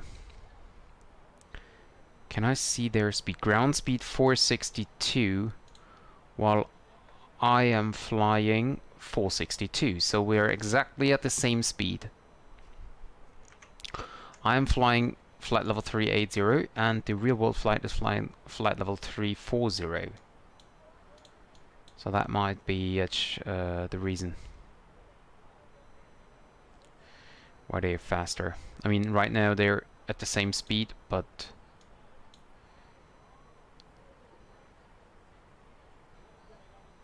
all in all, I think that might be the reason.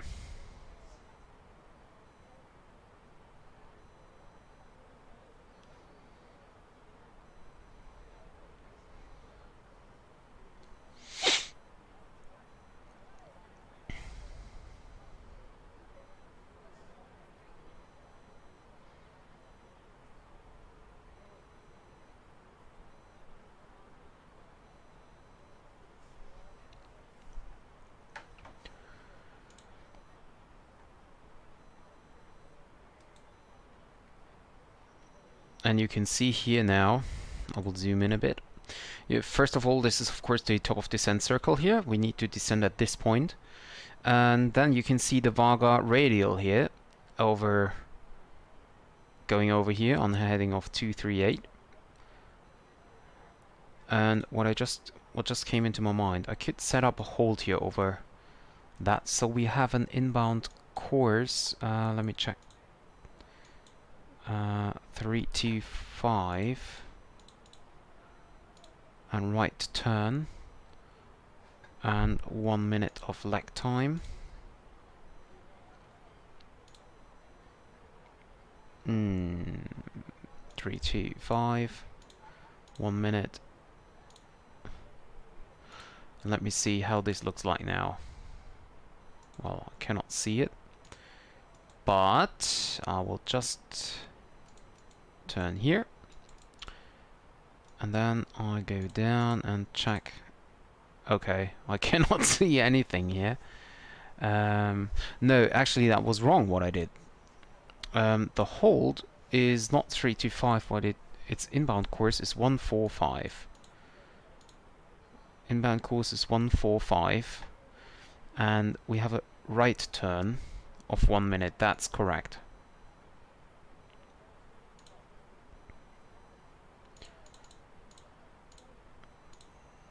Now this is correct here.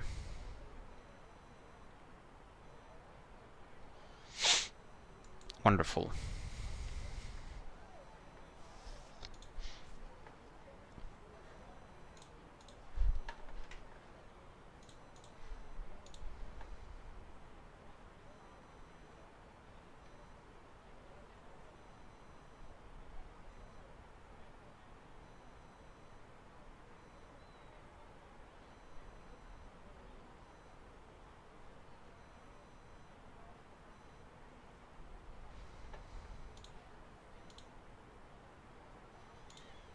so interesting to compare my flight with the real world flight. So interesting.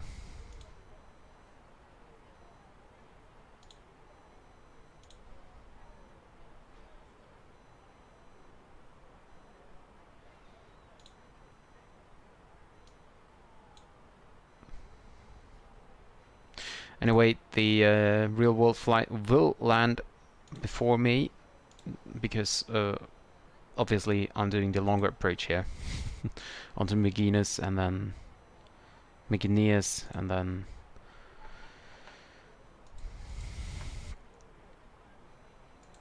I can't remember what this map partially displayed means. It's not bad though, but I cannot remember what it was. And well, I have another 80 miles before I need to start my descent, but I will check the weather again. AOC menu, weather request, send. Okay. Company, wow, that's fast. Company's fast today. Check 1720 Zulu. Yeah, that's a new one. Print that. One from 1650 and 1550. Okay.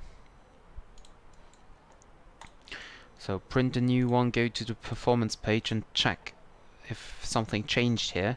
050 now with 13 knots. We have a temperature of only 8 degrees. QNH is still 1030. No clouds, wind skied 070 at 14. Okay, so almost the same. No turbulences to be expected.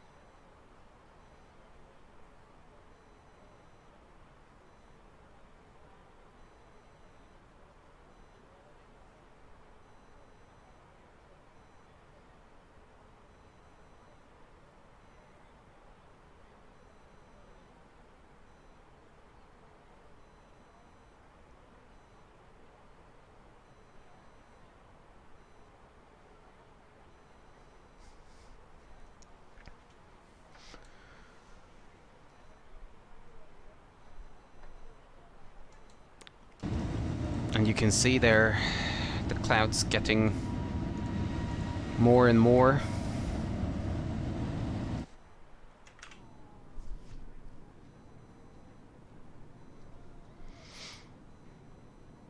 We just passed the Shetland Islands. Maybe I can show you them back there. Too many clouds, I just missed it.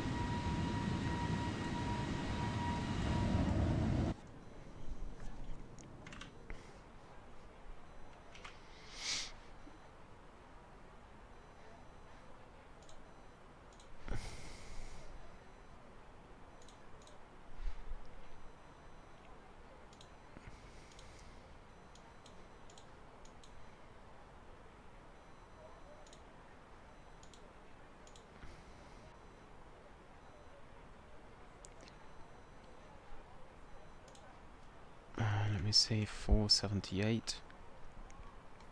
So the real world flight is a little bit faster than we are, but that doesn't really matter.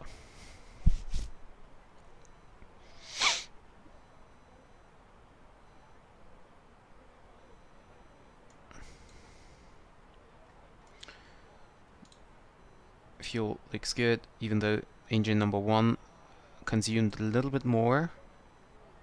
That's a little bit weird because I started engine number 2 a little bit earlier.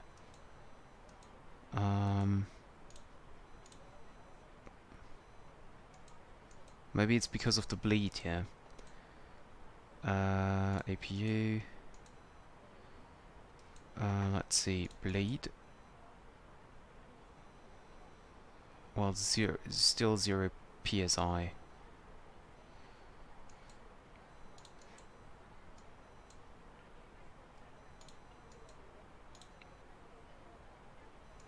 Temperature is a little bit much here.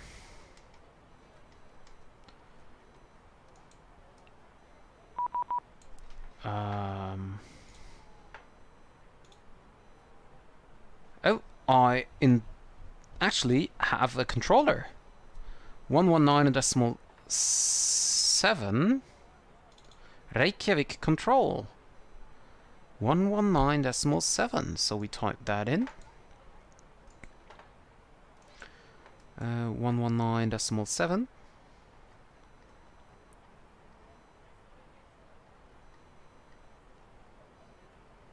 There we go.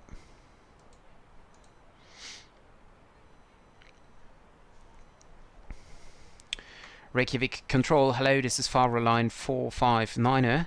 We are at flight level 380 inbound Connie, and we would like to request the MyNDB cloud break visual approach for runway 12.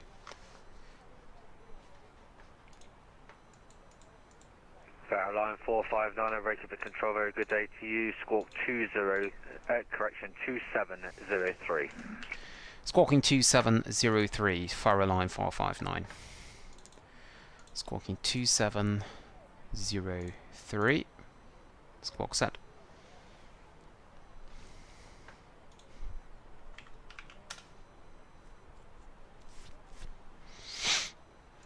Faroe Line 459, and many thanks for that. You're now identified flight level 380 radar control service. Just advise me what approach were you wanting to do again?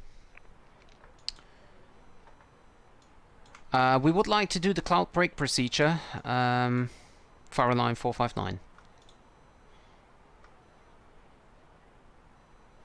I don't know the official name here.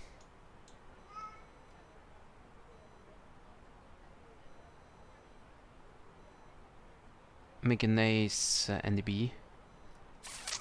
Faroe Line 459, roger, that's approved. Report when you're ready for descent.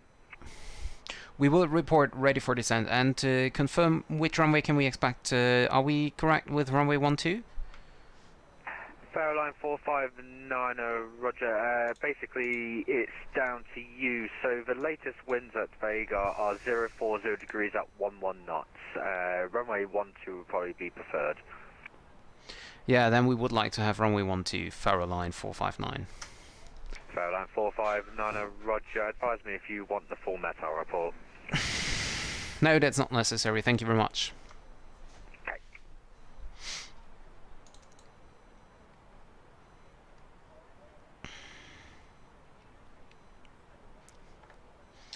So the controller just offered me the complete meta report for Varga Airport, as there is no ATIS, but as we just received the weather information from our company, I think that's fine and good enough. We have it in written format. That's fine.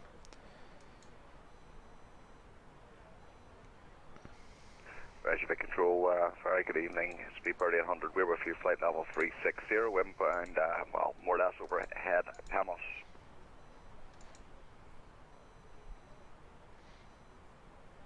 Speedbird 800, Reykjavik Control, good day to you. Squawk 4103, advise your MAX number.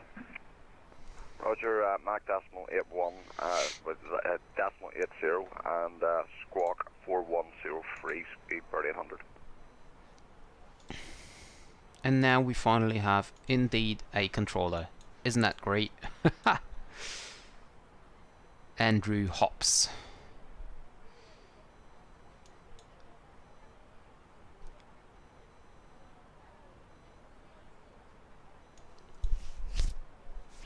Speedbird 800, many thanks. You're now identified, flight level 360 over PEMOS radar control service. Advise when ready to copy oceanic clearance. Yeah, we can copy it anytime you want. Speedbird 800, roger, you're cleared to Catholic oceanic routing, Mike Yankee, Larix, Rosti, Ingo, Mikla, Nazbu, flight level 360, Mac decimal 80. Roger, so clear through Larix, Rosti, Indigo, November Golf, Rosti, sorry, I said that, Mikla, Nazbu, and I think that was it, Speedbird 800. Speedbird 800, correct. And now we would have Copenhagen control as well. But, well, anyway, we have a controller for the approach. That's good enough. Fine with me.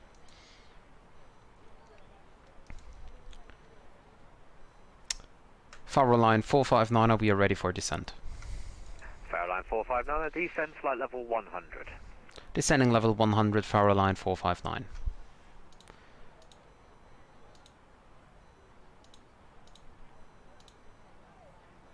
We are descending with about 2.8 vertical degrees, vertical descent rate.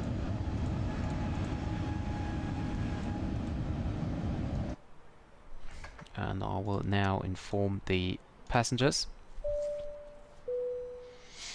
Ladies and gentlemen, from the cockpit once again, you will be delighted to know that we will shortly be starting our descent, at which point the cabin crew will start preparing for our arrival. If you could make sure all aisles are clear for the cabin crew as they start making their way around the aircraft, it would be most appreciated. Thank you.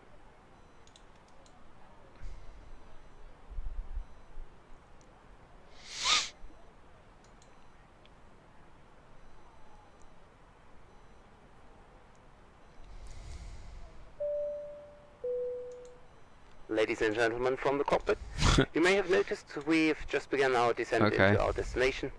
We don't expect any delay at the moment, so we are sure to bring you on the ground within the next 30 minutes. If you could assist the cabin crew by tidying your tray and handing them any litter as they come around, that would be highly appreciated.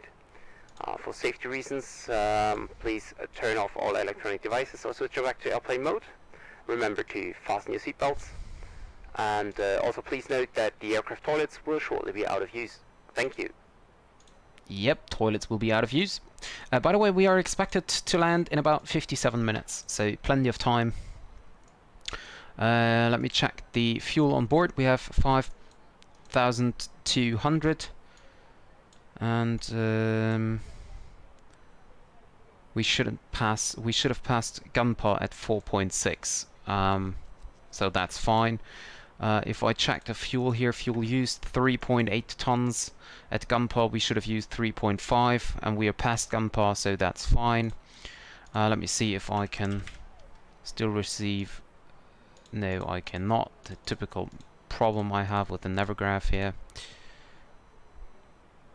And this is not yet refreshed. We're still over Norway, so let me reload that page. There we go.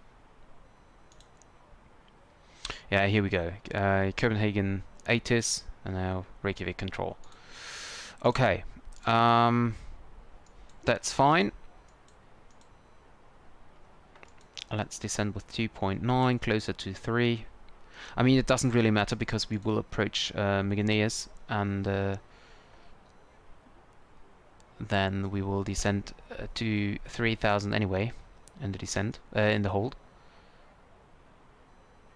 I'm just not sure how the inbound course will look like here on the aircraft.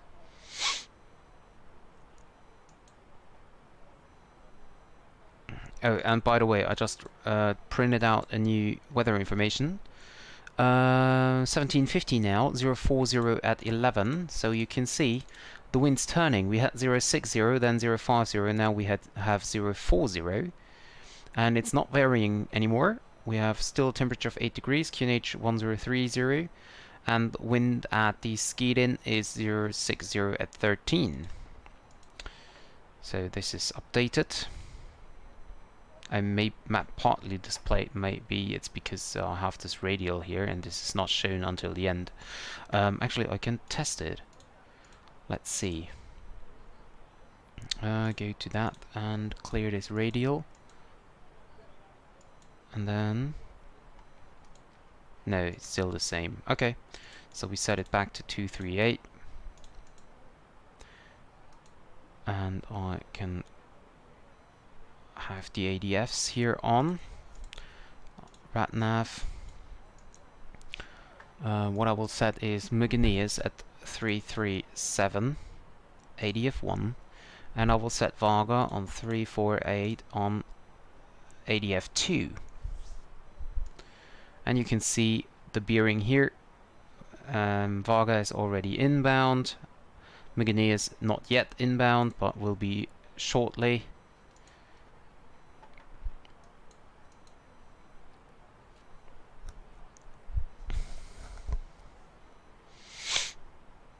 And you can now see that the holding is coming in there as well.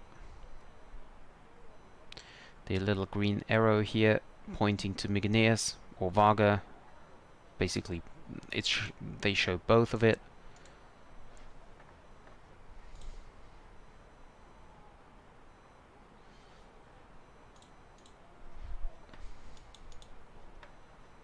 Let me check with the real-world aircraft.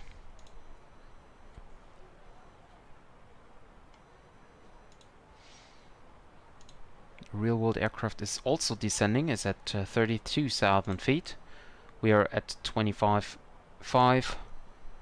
Of course, we are a little bit further than they are.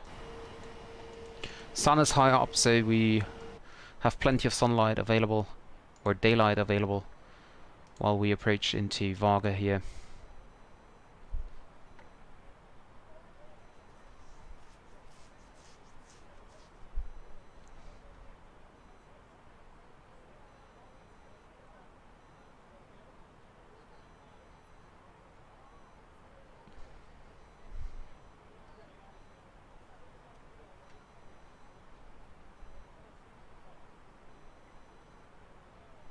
And by the way, it have Mygoneus, it has in, while Varga is not yet reached or activated.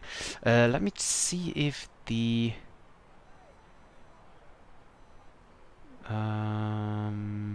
ADF1, no, that's not working. Okay, I thought I might be able to, you know,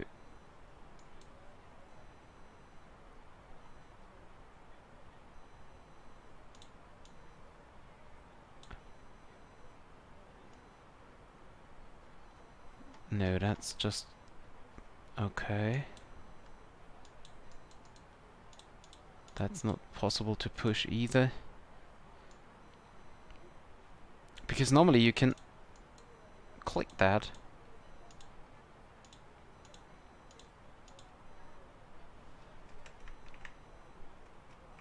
One, two, one, okay.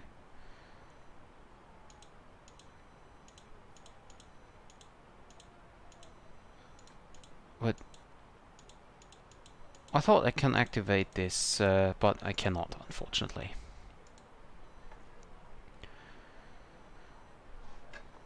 We're now inbound RWO.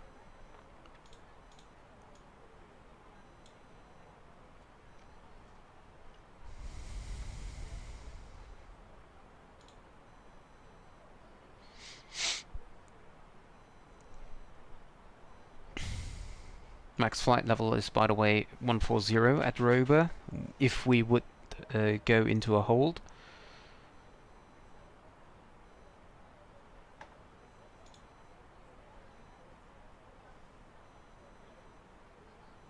Cabin crew, prepare for arrival.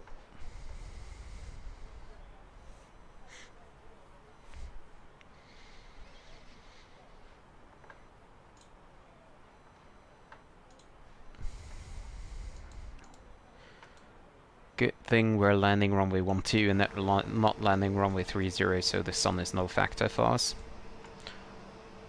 We might even get a nice lights on the surroundings there. And now I know why this is called cloud break procedure, because you can see there are a lot of clouds here, and we're not even there yet, so there might be even more. So I wanted to tune in the Morse codes for the NDBs so that I be able to hear them, but unfortunately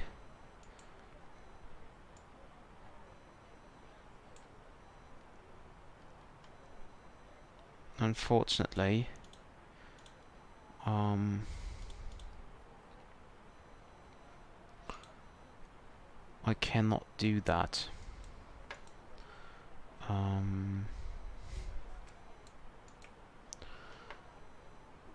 This is not working as well. These are not working as well. Okay. Well, shouldn't the flight director be turned on?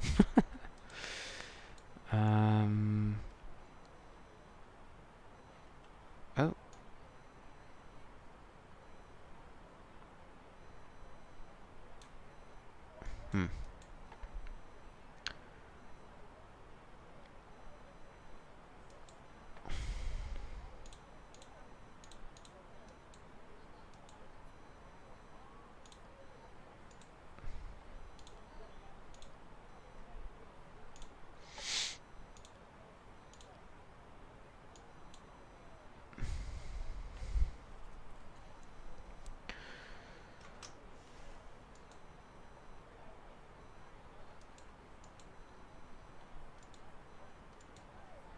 Airline 459, continued descent, flight level 80. Descending 80, Faroe Line 459. And you can see the mountains here coming in. That's really amazing. With the sun here setting down, that's really, really great looking.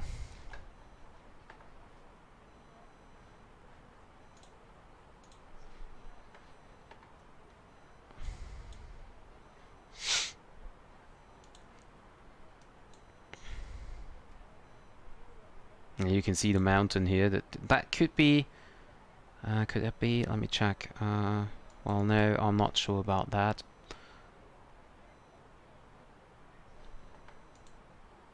And I have now Varga pointing in.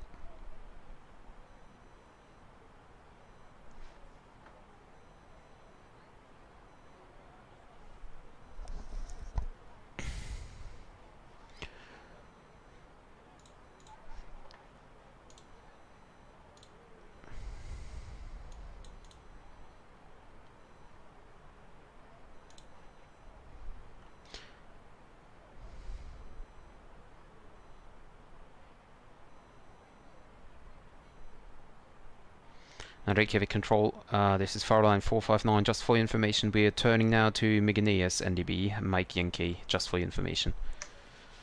Airline 459, roger, that's copied. You can descend through controlled airspace. Radar services are terminated.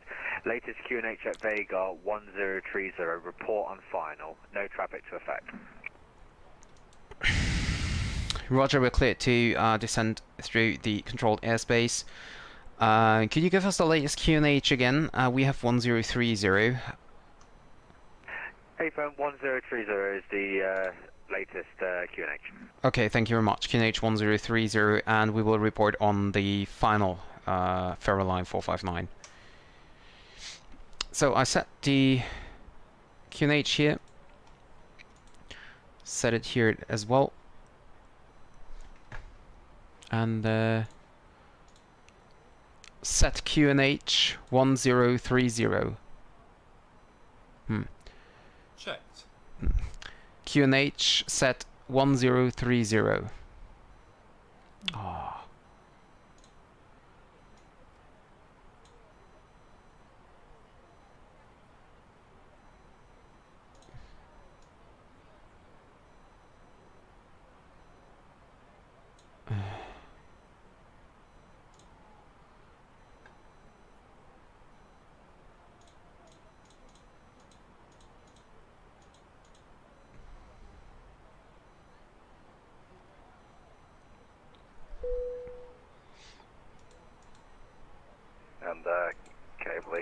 radar speedbird 800.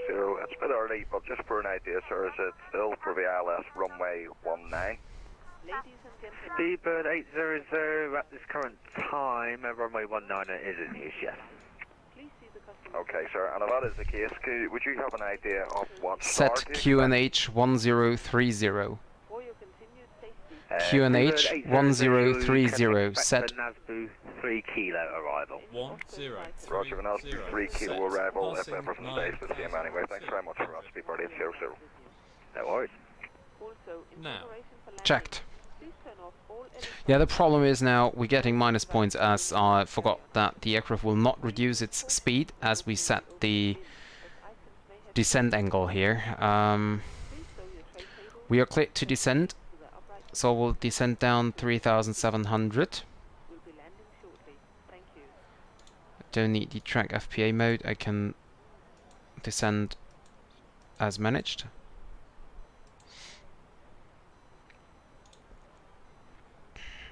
And hold Meganias, and after Meganias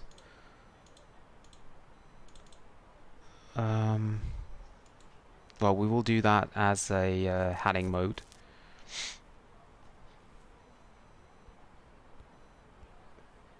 So I could have decided, oh wow, we could have, wow, look at that cliffs here. And there is the airport, by the way. Holy crap. That would have been a Cabin crew, please prepare the cabin for landing. yeah, Thank you see, for the visual approach runway 30, I think if I have the charts here together with the, well, it looks different on the charts here, but yeah, we would have surrounded this hill here and approached here. This, well, the first one for smaller aircraft is down here over the river, or fjord, and the second way would be down here, then turn behind the mountains, and then here onto the runway 30. And we are approaching runway 12, so we will now land here. Wow, that's great. So let me start a recording tool. Record.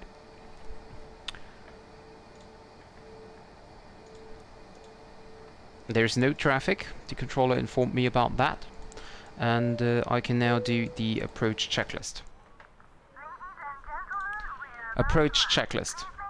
Briefing. Confirmed. ECAM status. Checked. Seatbelts. On. On. Baro ref. 1030 set. 1030 set. Minimum. 1,000 feet set. 1000 set. Engine mode selector. Normal. Approach checklist complete.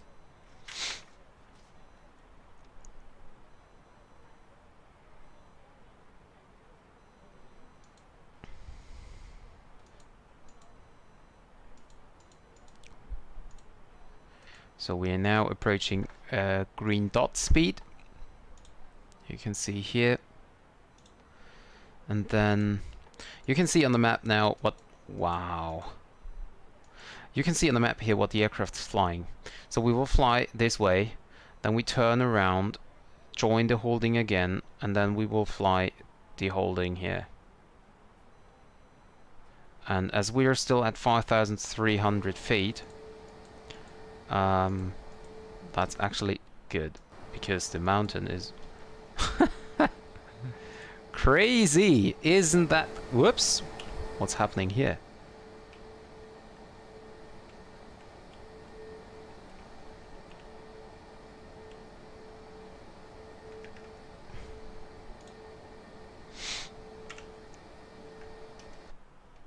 And we're now passing Meganias.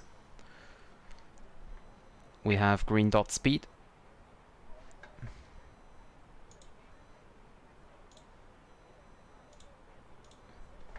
$1,000 to go.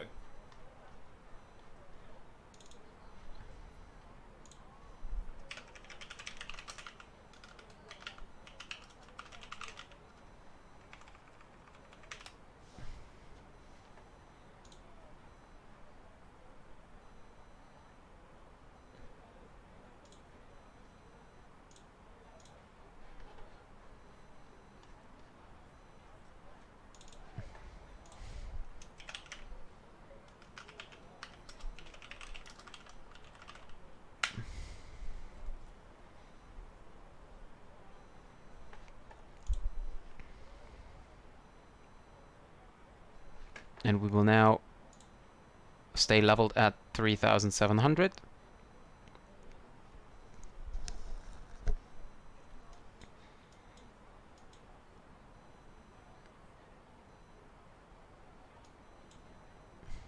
And what I think is weird is, according to the charts, we fly off a heading 325 for 1 minute. Then we turn onto 145, and then we start our descent. So that means that... that's weird. That's weird. But I will just do it as it is set here on the charts. Don't worry.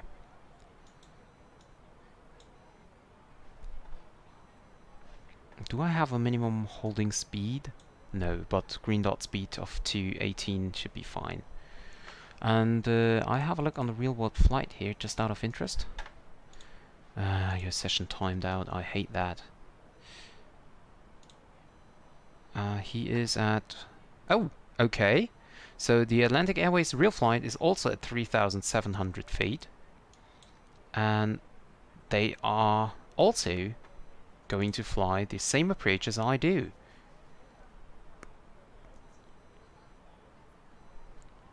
And basically what I could do now, as we are now joining onto heading 145,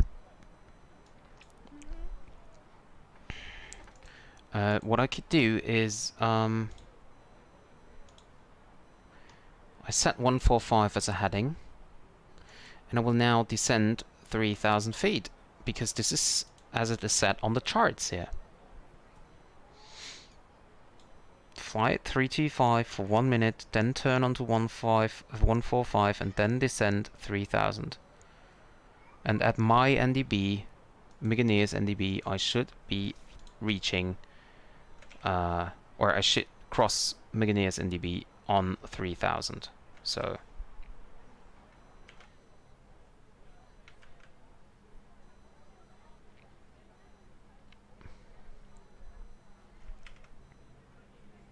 that looks a bit weird here, the textures.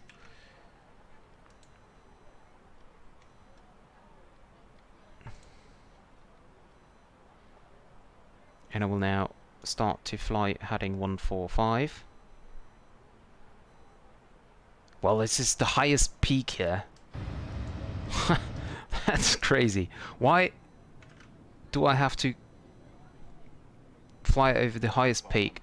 Yeah, 500 feet. That's... I don't understand. So here is Meganeer's NDB. Right now passing. So this is the peak here.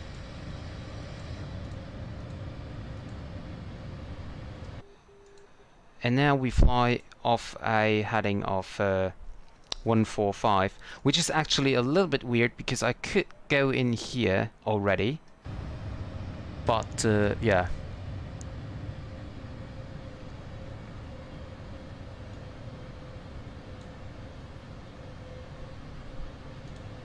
But let's do the official procedure. I'm not sure if I might do something wrong here. Sensor good to Alpha Jet 20, we'll pass in 3,000 for flight level 290. But I will take care about the real world flight, what they are doing, because they are almost over Meganeer's now. And Alpha Jet 20 Alpha. Oh, they are already at 3,500 feet. Alpha Jet 20 Alpha, regular control, good day. You're identified passing 4,000 feet. Continue climb flight level 290. Continue climb flight level 290 Alpha Jet 20 Alpha.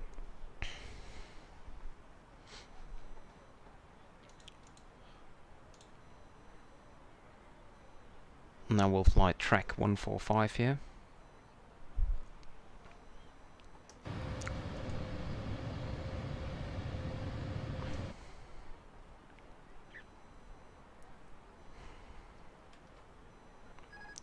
Autopilot disengaged. Manual flight. Manual flight. Checked.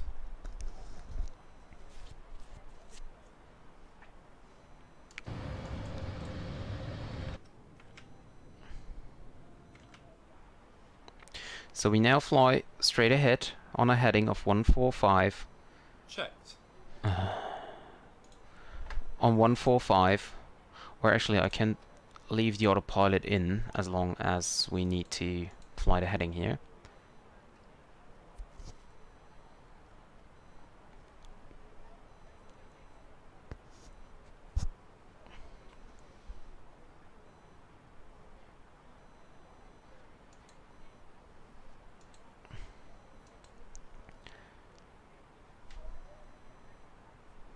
And as soon as we pass here the outbound radial of 238 or so, which is now, we then start the left turn, start our descent, set the autopilot altitude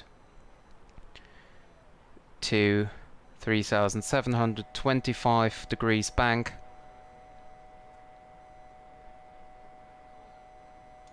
We can maintain the speed, flaps 1, speed check, flaps 1.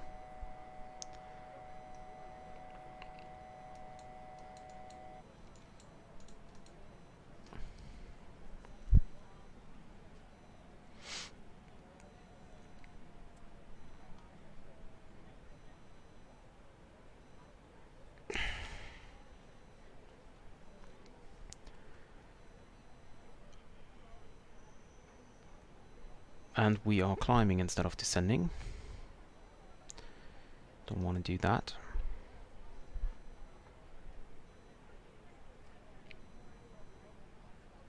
But I think this procedure will be most likely be flown by the co-pilot here, We are passing 1,800. because the co-pilot has a better view here of the Aperture 2-1, Reykjavik control, good day. of the runway. Stand by, just need to grab your tag. Radar altimeter No aligned. worries. Checked.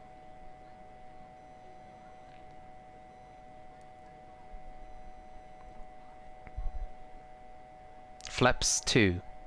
Aperture 2-1, the manufacturer identified passing 2,700 Flaps feet. 2. Continue climb flight level 290. Continue climb 290 for Alpha 21. Flaps 2.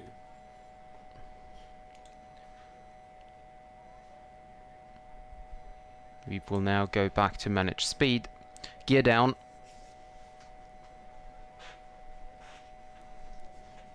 Gear down. So you can see on the Cabin crew, seats for landing, please. Seats co-pilot's for landing. place here, that would be a lot easier because he see the terrain here. Checked.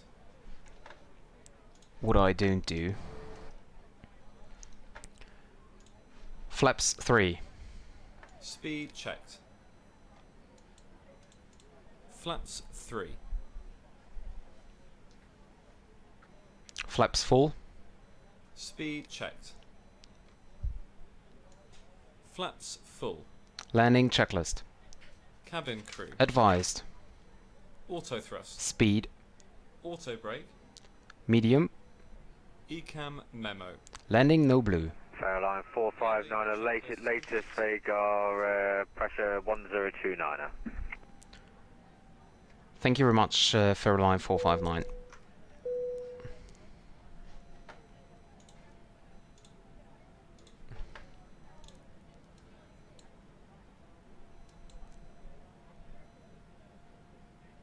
Give it a 20 degrees bank. We want it past these mountains here. Checked.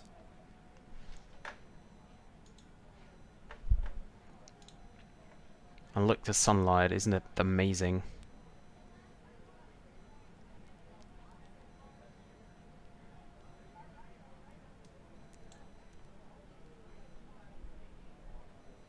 Alpha 20 Alpha, continue climb flight level 370. So the scenery sometimes looks a little bit weird here on the mountains. The cliffs looks not real, but all the rest is stunning here.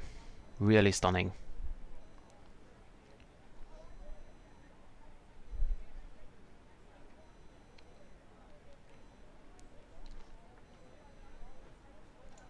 And let me zoom in here. Where's the airport? There is the runway. There is the runway here.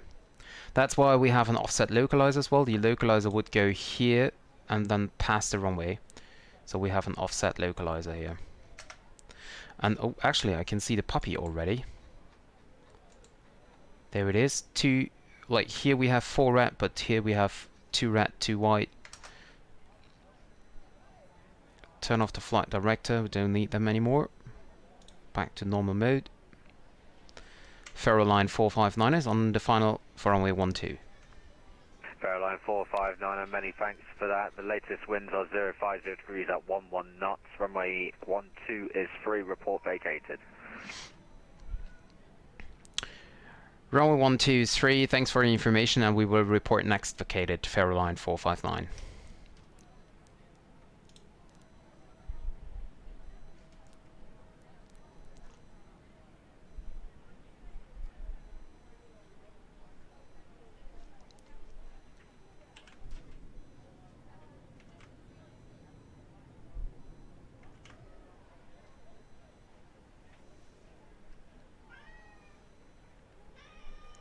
FedEx 44, you're on frequency. Sync rate. FedEx 44, hello. FedEx 44, to report your passing level. Currently passing 5,800 for 6,000. FedEx 44, many thanks for that. Your identified radar control service. Continue climb flight level 290. Bank. 2. Climb flight level 290, FedEx 44.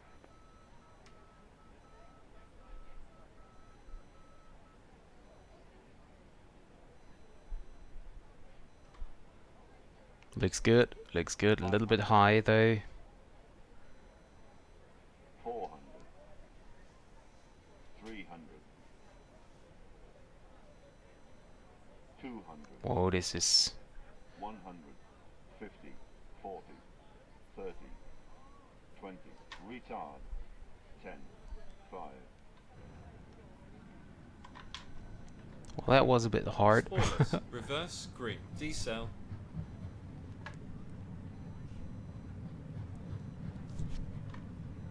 $70 knots. Reverse off. Manual braking.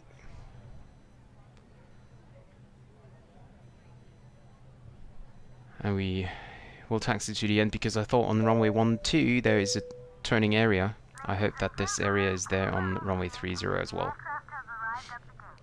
You are reminded that all electronic devices should remain turned off until you are in the terminal building. Thank you.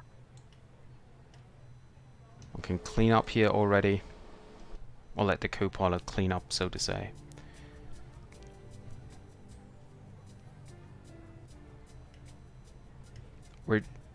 That's a problem of the scenery. There are lights in the area. I know that this is not in the real life. So, whoops.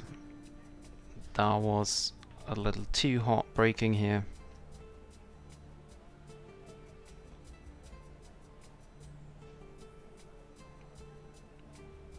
But let's try to turn around without hurting the lights. That looks good for number 1. And there is no number 2. Approaching 3, 0. On runway 3, 0. Flats, flats. And the aircraft is parked safely. This will be your indication that it is safe to move around the cabin. Gather your Wow, this is amazing. We'd like to thank you for flying with us today. We appreciate your business. That was one of the greatest approaches I've ever had here. That looks so cool. And we are expecting to be expected in 25 minutes, so we are actually ahead of time a lot. The landing was a bit rough. Self-loading cargo is telling me 397 feet per minute. I was a little bit hot there.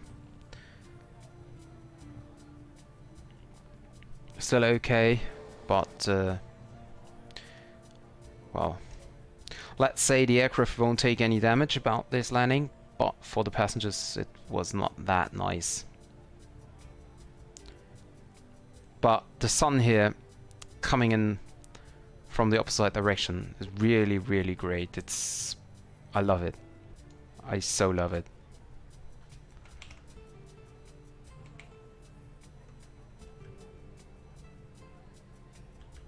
$900 meters. remaining.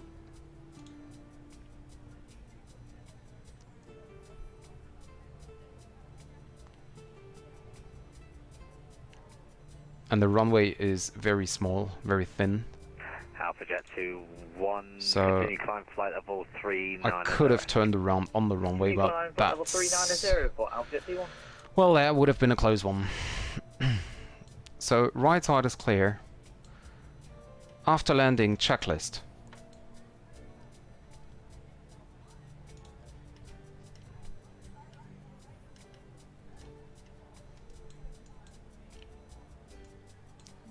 Well, there is someone who don't want to do that. After landing, checklist. Flaps. Retracted. Spoilers. Disarmed. APU. A start. Start. Radar. Off. Predictive wind shear system. Off. After landing checklist complete.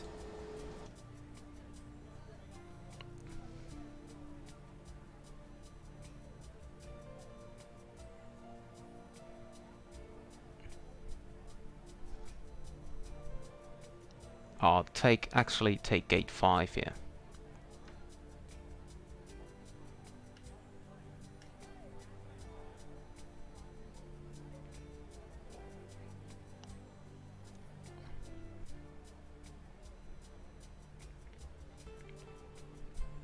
Taxi light off.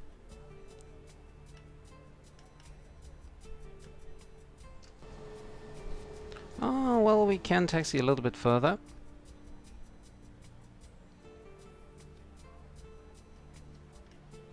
That should be it.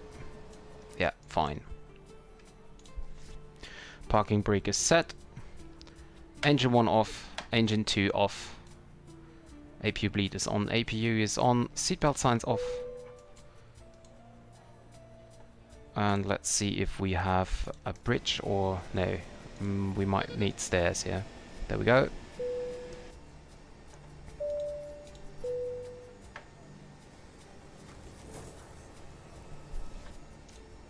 Cabin crew, doors to manual, please.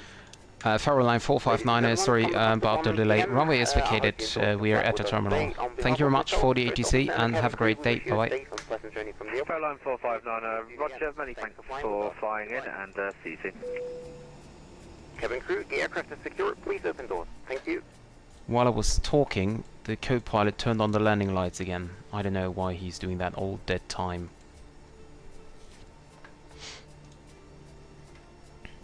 So I can stop the recording there. No, I will just leave it for a bit. Oh, he turned on the anti-eyes as well. Okay, stop the recording. And I want to save the recording because this is really amazing. Varga approach. Okay. Parking checklist. APU bleed. On. Engines. Off. Seatbelts. Off. Exterior lights. Nav logo on. Nav logo on. Fuel pumps. Off. Parking brake and chocks. On and in. Parking checklist complete. Okay. We just wait until the passengers have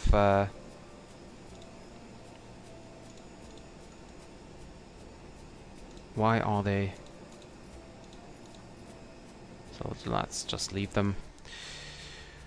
So let's wait until the passengers disembarked, which is now. No, we have still 4 on board. Satisfaction is 89%, by the way. And the first one, the last 2, I'm getting thirsty, I would like some food. Okay, view the flight report. Your airspeed was well above 250 knots while the aircraft was below 10,000 feet. Yeah, I know. Sorry about that. So we were off blocks 3 minutes earlier than expected, and we were on blocks about half an hour earlier. So that's very, very good here. So next is I will close the, oh well, actually I leave that open here, and I will disconnect from VATSIM, and then I will, APU is started, I will now start engine number 2 and 1 at the same time, which wouldn't be done in the real world, but and by the way, real world, let me have a look on the, yeah, that's what I thought. So the real world, I cannot access the airport. So the real world flight just did what I thought he did, and that is departures, arrivals. No, I want to go to arrivals. Friday 1915, play back. There we go. Yeah, so the aircraft doesn't approach Mykonos, they just turn onto the visual directly. And yeah.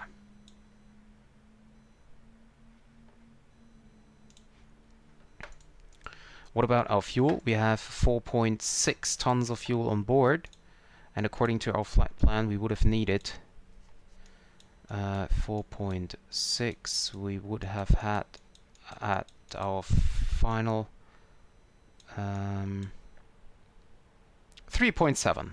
So yeah, 900 kilograms more than we did expect.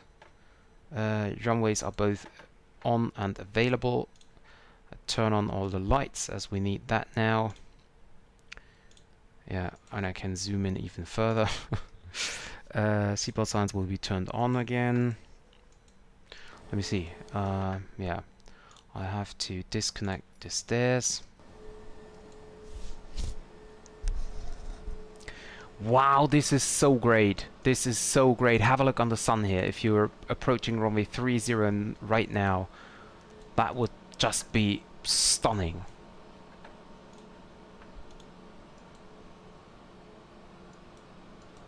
Wow. This is so cool. Okay, is the door closed? Yes, it is. Okay, wonderful. So, let me see the replay. There we go. Flaps and slats all up. There we go. There is the airport. We're approaching now Mykonos. We don't need to view that. So we did our turn around here. And then we were approaching... Oh, come on.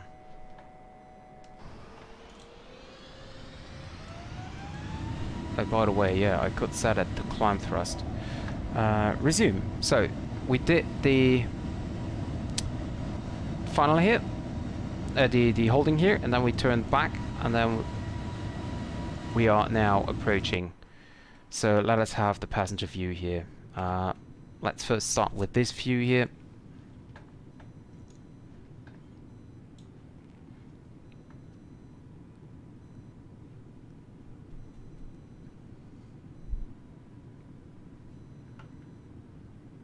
And actually, I need to go back into the cockpit to arm the speed brakes. And now we can go back.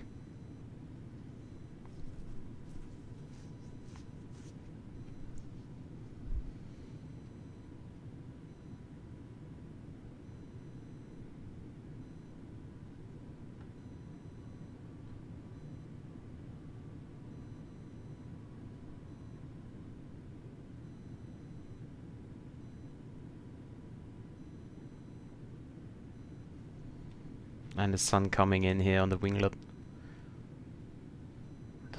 This window looks really big.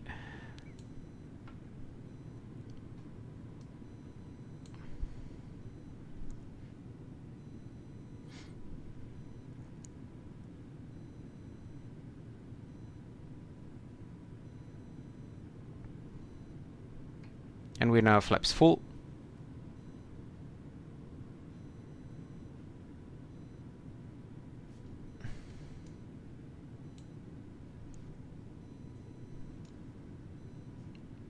That's so amazing. Let us switch over. Look, that village over there. Okay, yeah, as I said, the cliffs doesn't look perfect. But have a look on this sunset light over here. Also in the cockpit, if you have a look here now. Arriving through the fjord.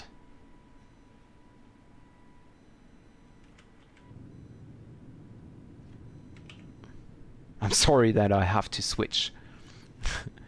But this is so... I cannot describe how I like that.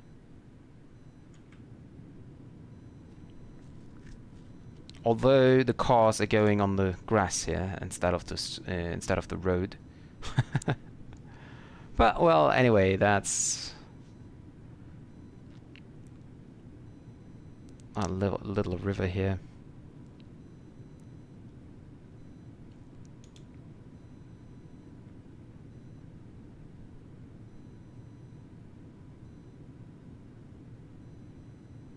And let me just have a look outside here. I like the shadow up here from the tail. This is the sun is directly setting behind, so it's wow, unbelievable.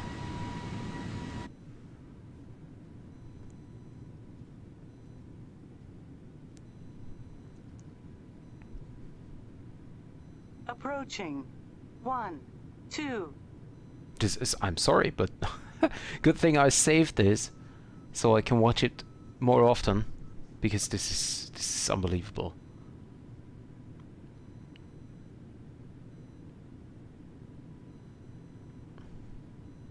Okay, this mountain looks a bit weird. I don't think that's correct.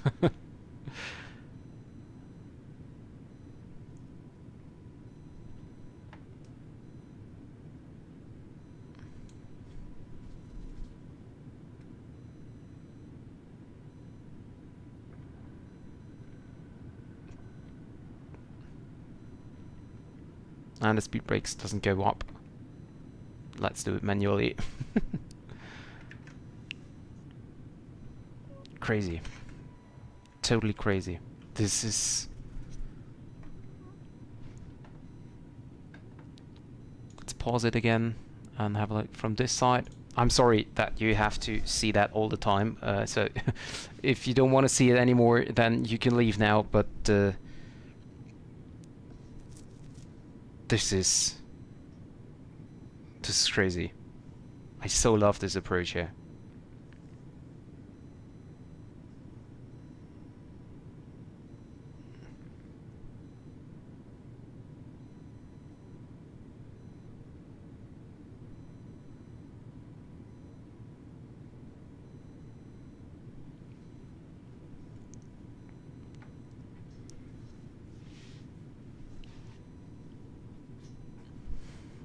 And I can't believe that the sun is really setting directly behind us. Let us pause the replay here, and then how to... There we go. And maybe like this? No, maybe this side. This side's better. And we go here and more down. Go like this.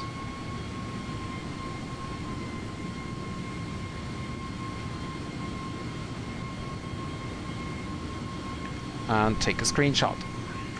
There we go, back into the aircraft.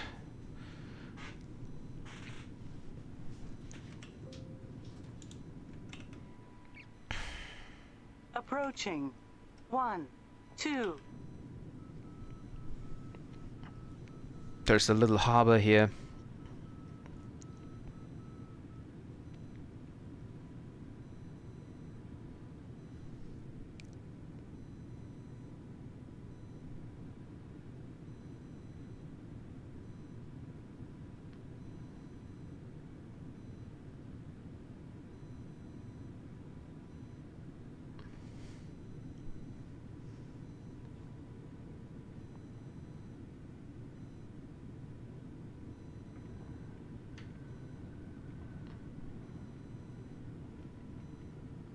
crazy. Okay, and just let me see the approach once more, not from that 1, 2, closer here. approaching. 1, I just want to see it from the outside. The touchdown. Oh, there's a little soccer field down here. So if you missed that goal over here, then the ball is in the water. Look at that. All those highlights. I don't know if this is in real life as well. Can you imagine? That looks quite weird.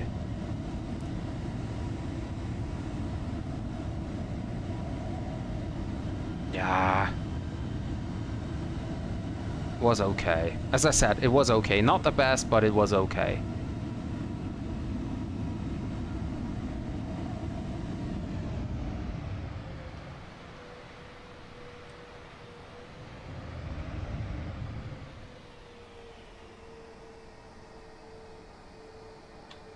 It was okay. A firm landing, as self-loading cargo told us. But this is unbelievable, guys. Unbelievable. Imagine you're living here.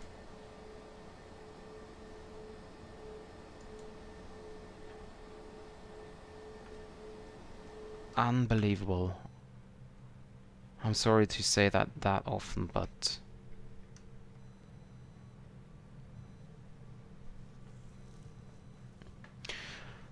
wow. Very, very good decision to fly here. Very nice suggestion by Alexander in the last stream. Thank you very much for that, if you are watching this video now. And yeah, I'm still speechless about the approach there. I'm sorry. Greatest approach I've ever had. 3, 0. Concerning the surroundings and landscape and stuff like that. 0. Okay, so, but anyway, that was the stream for today. I don't have any idea for the next route, nor do I have an idea when the next live stream will be, but as usual, I will publish it about half an hour earlier. So just let yourself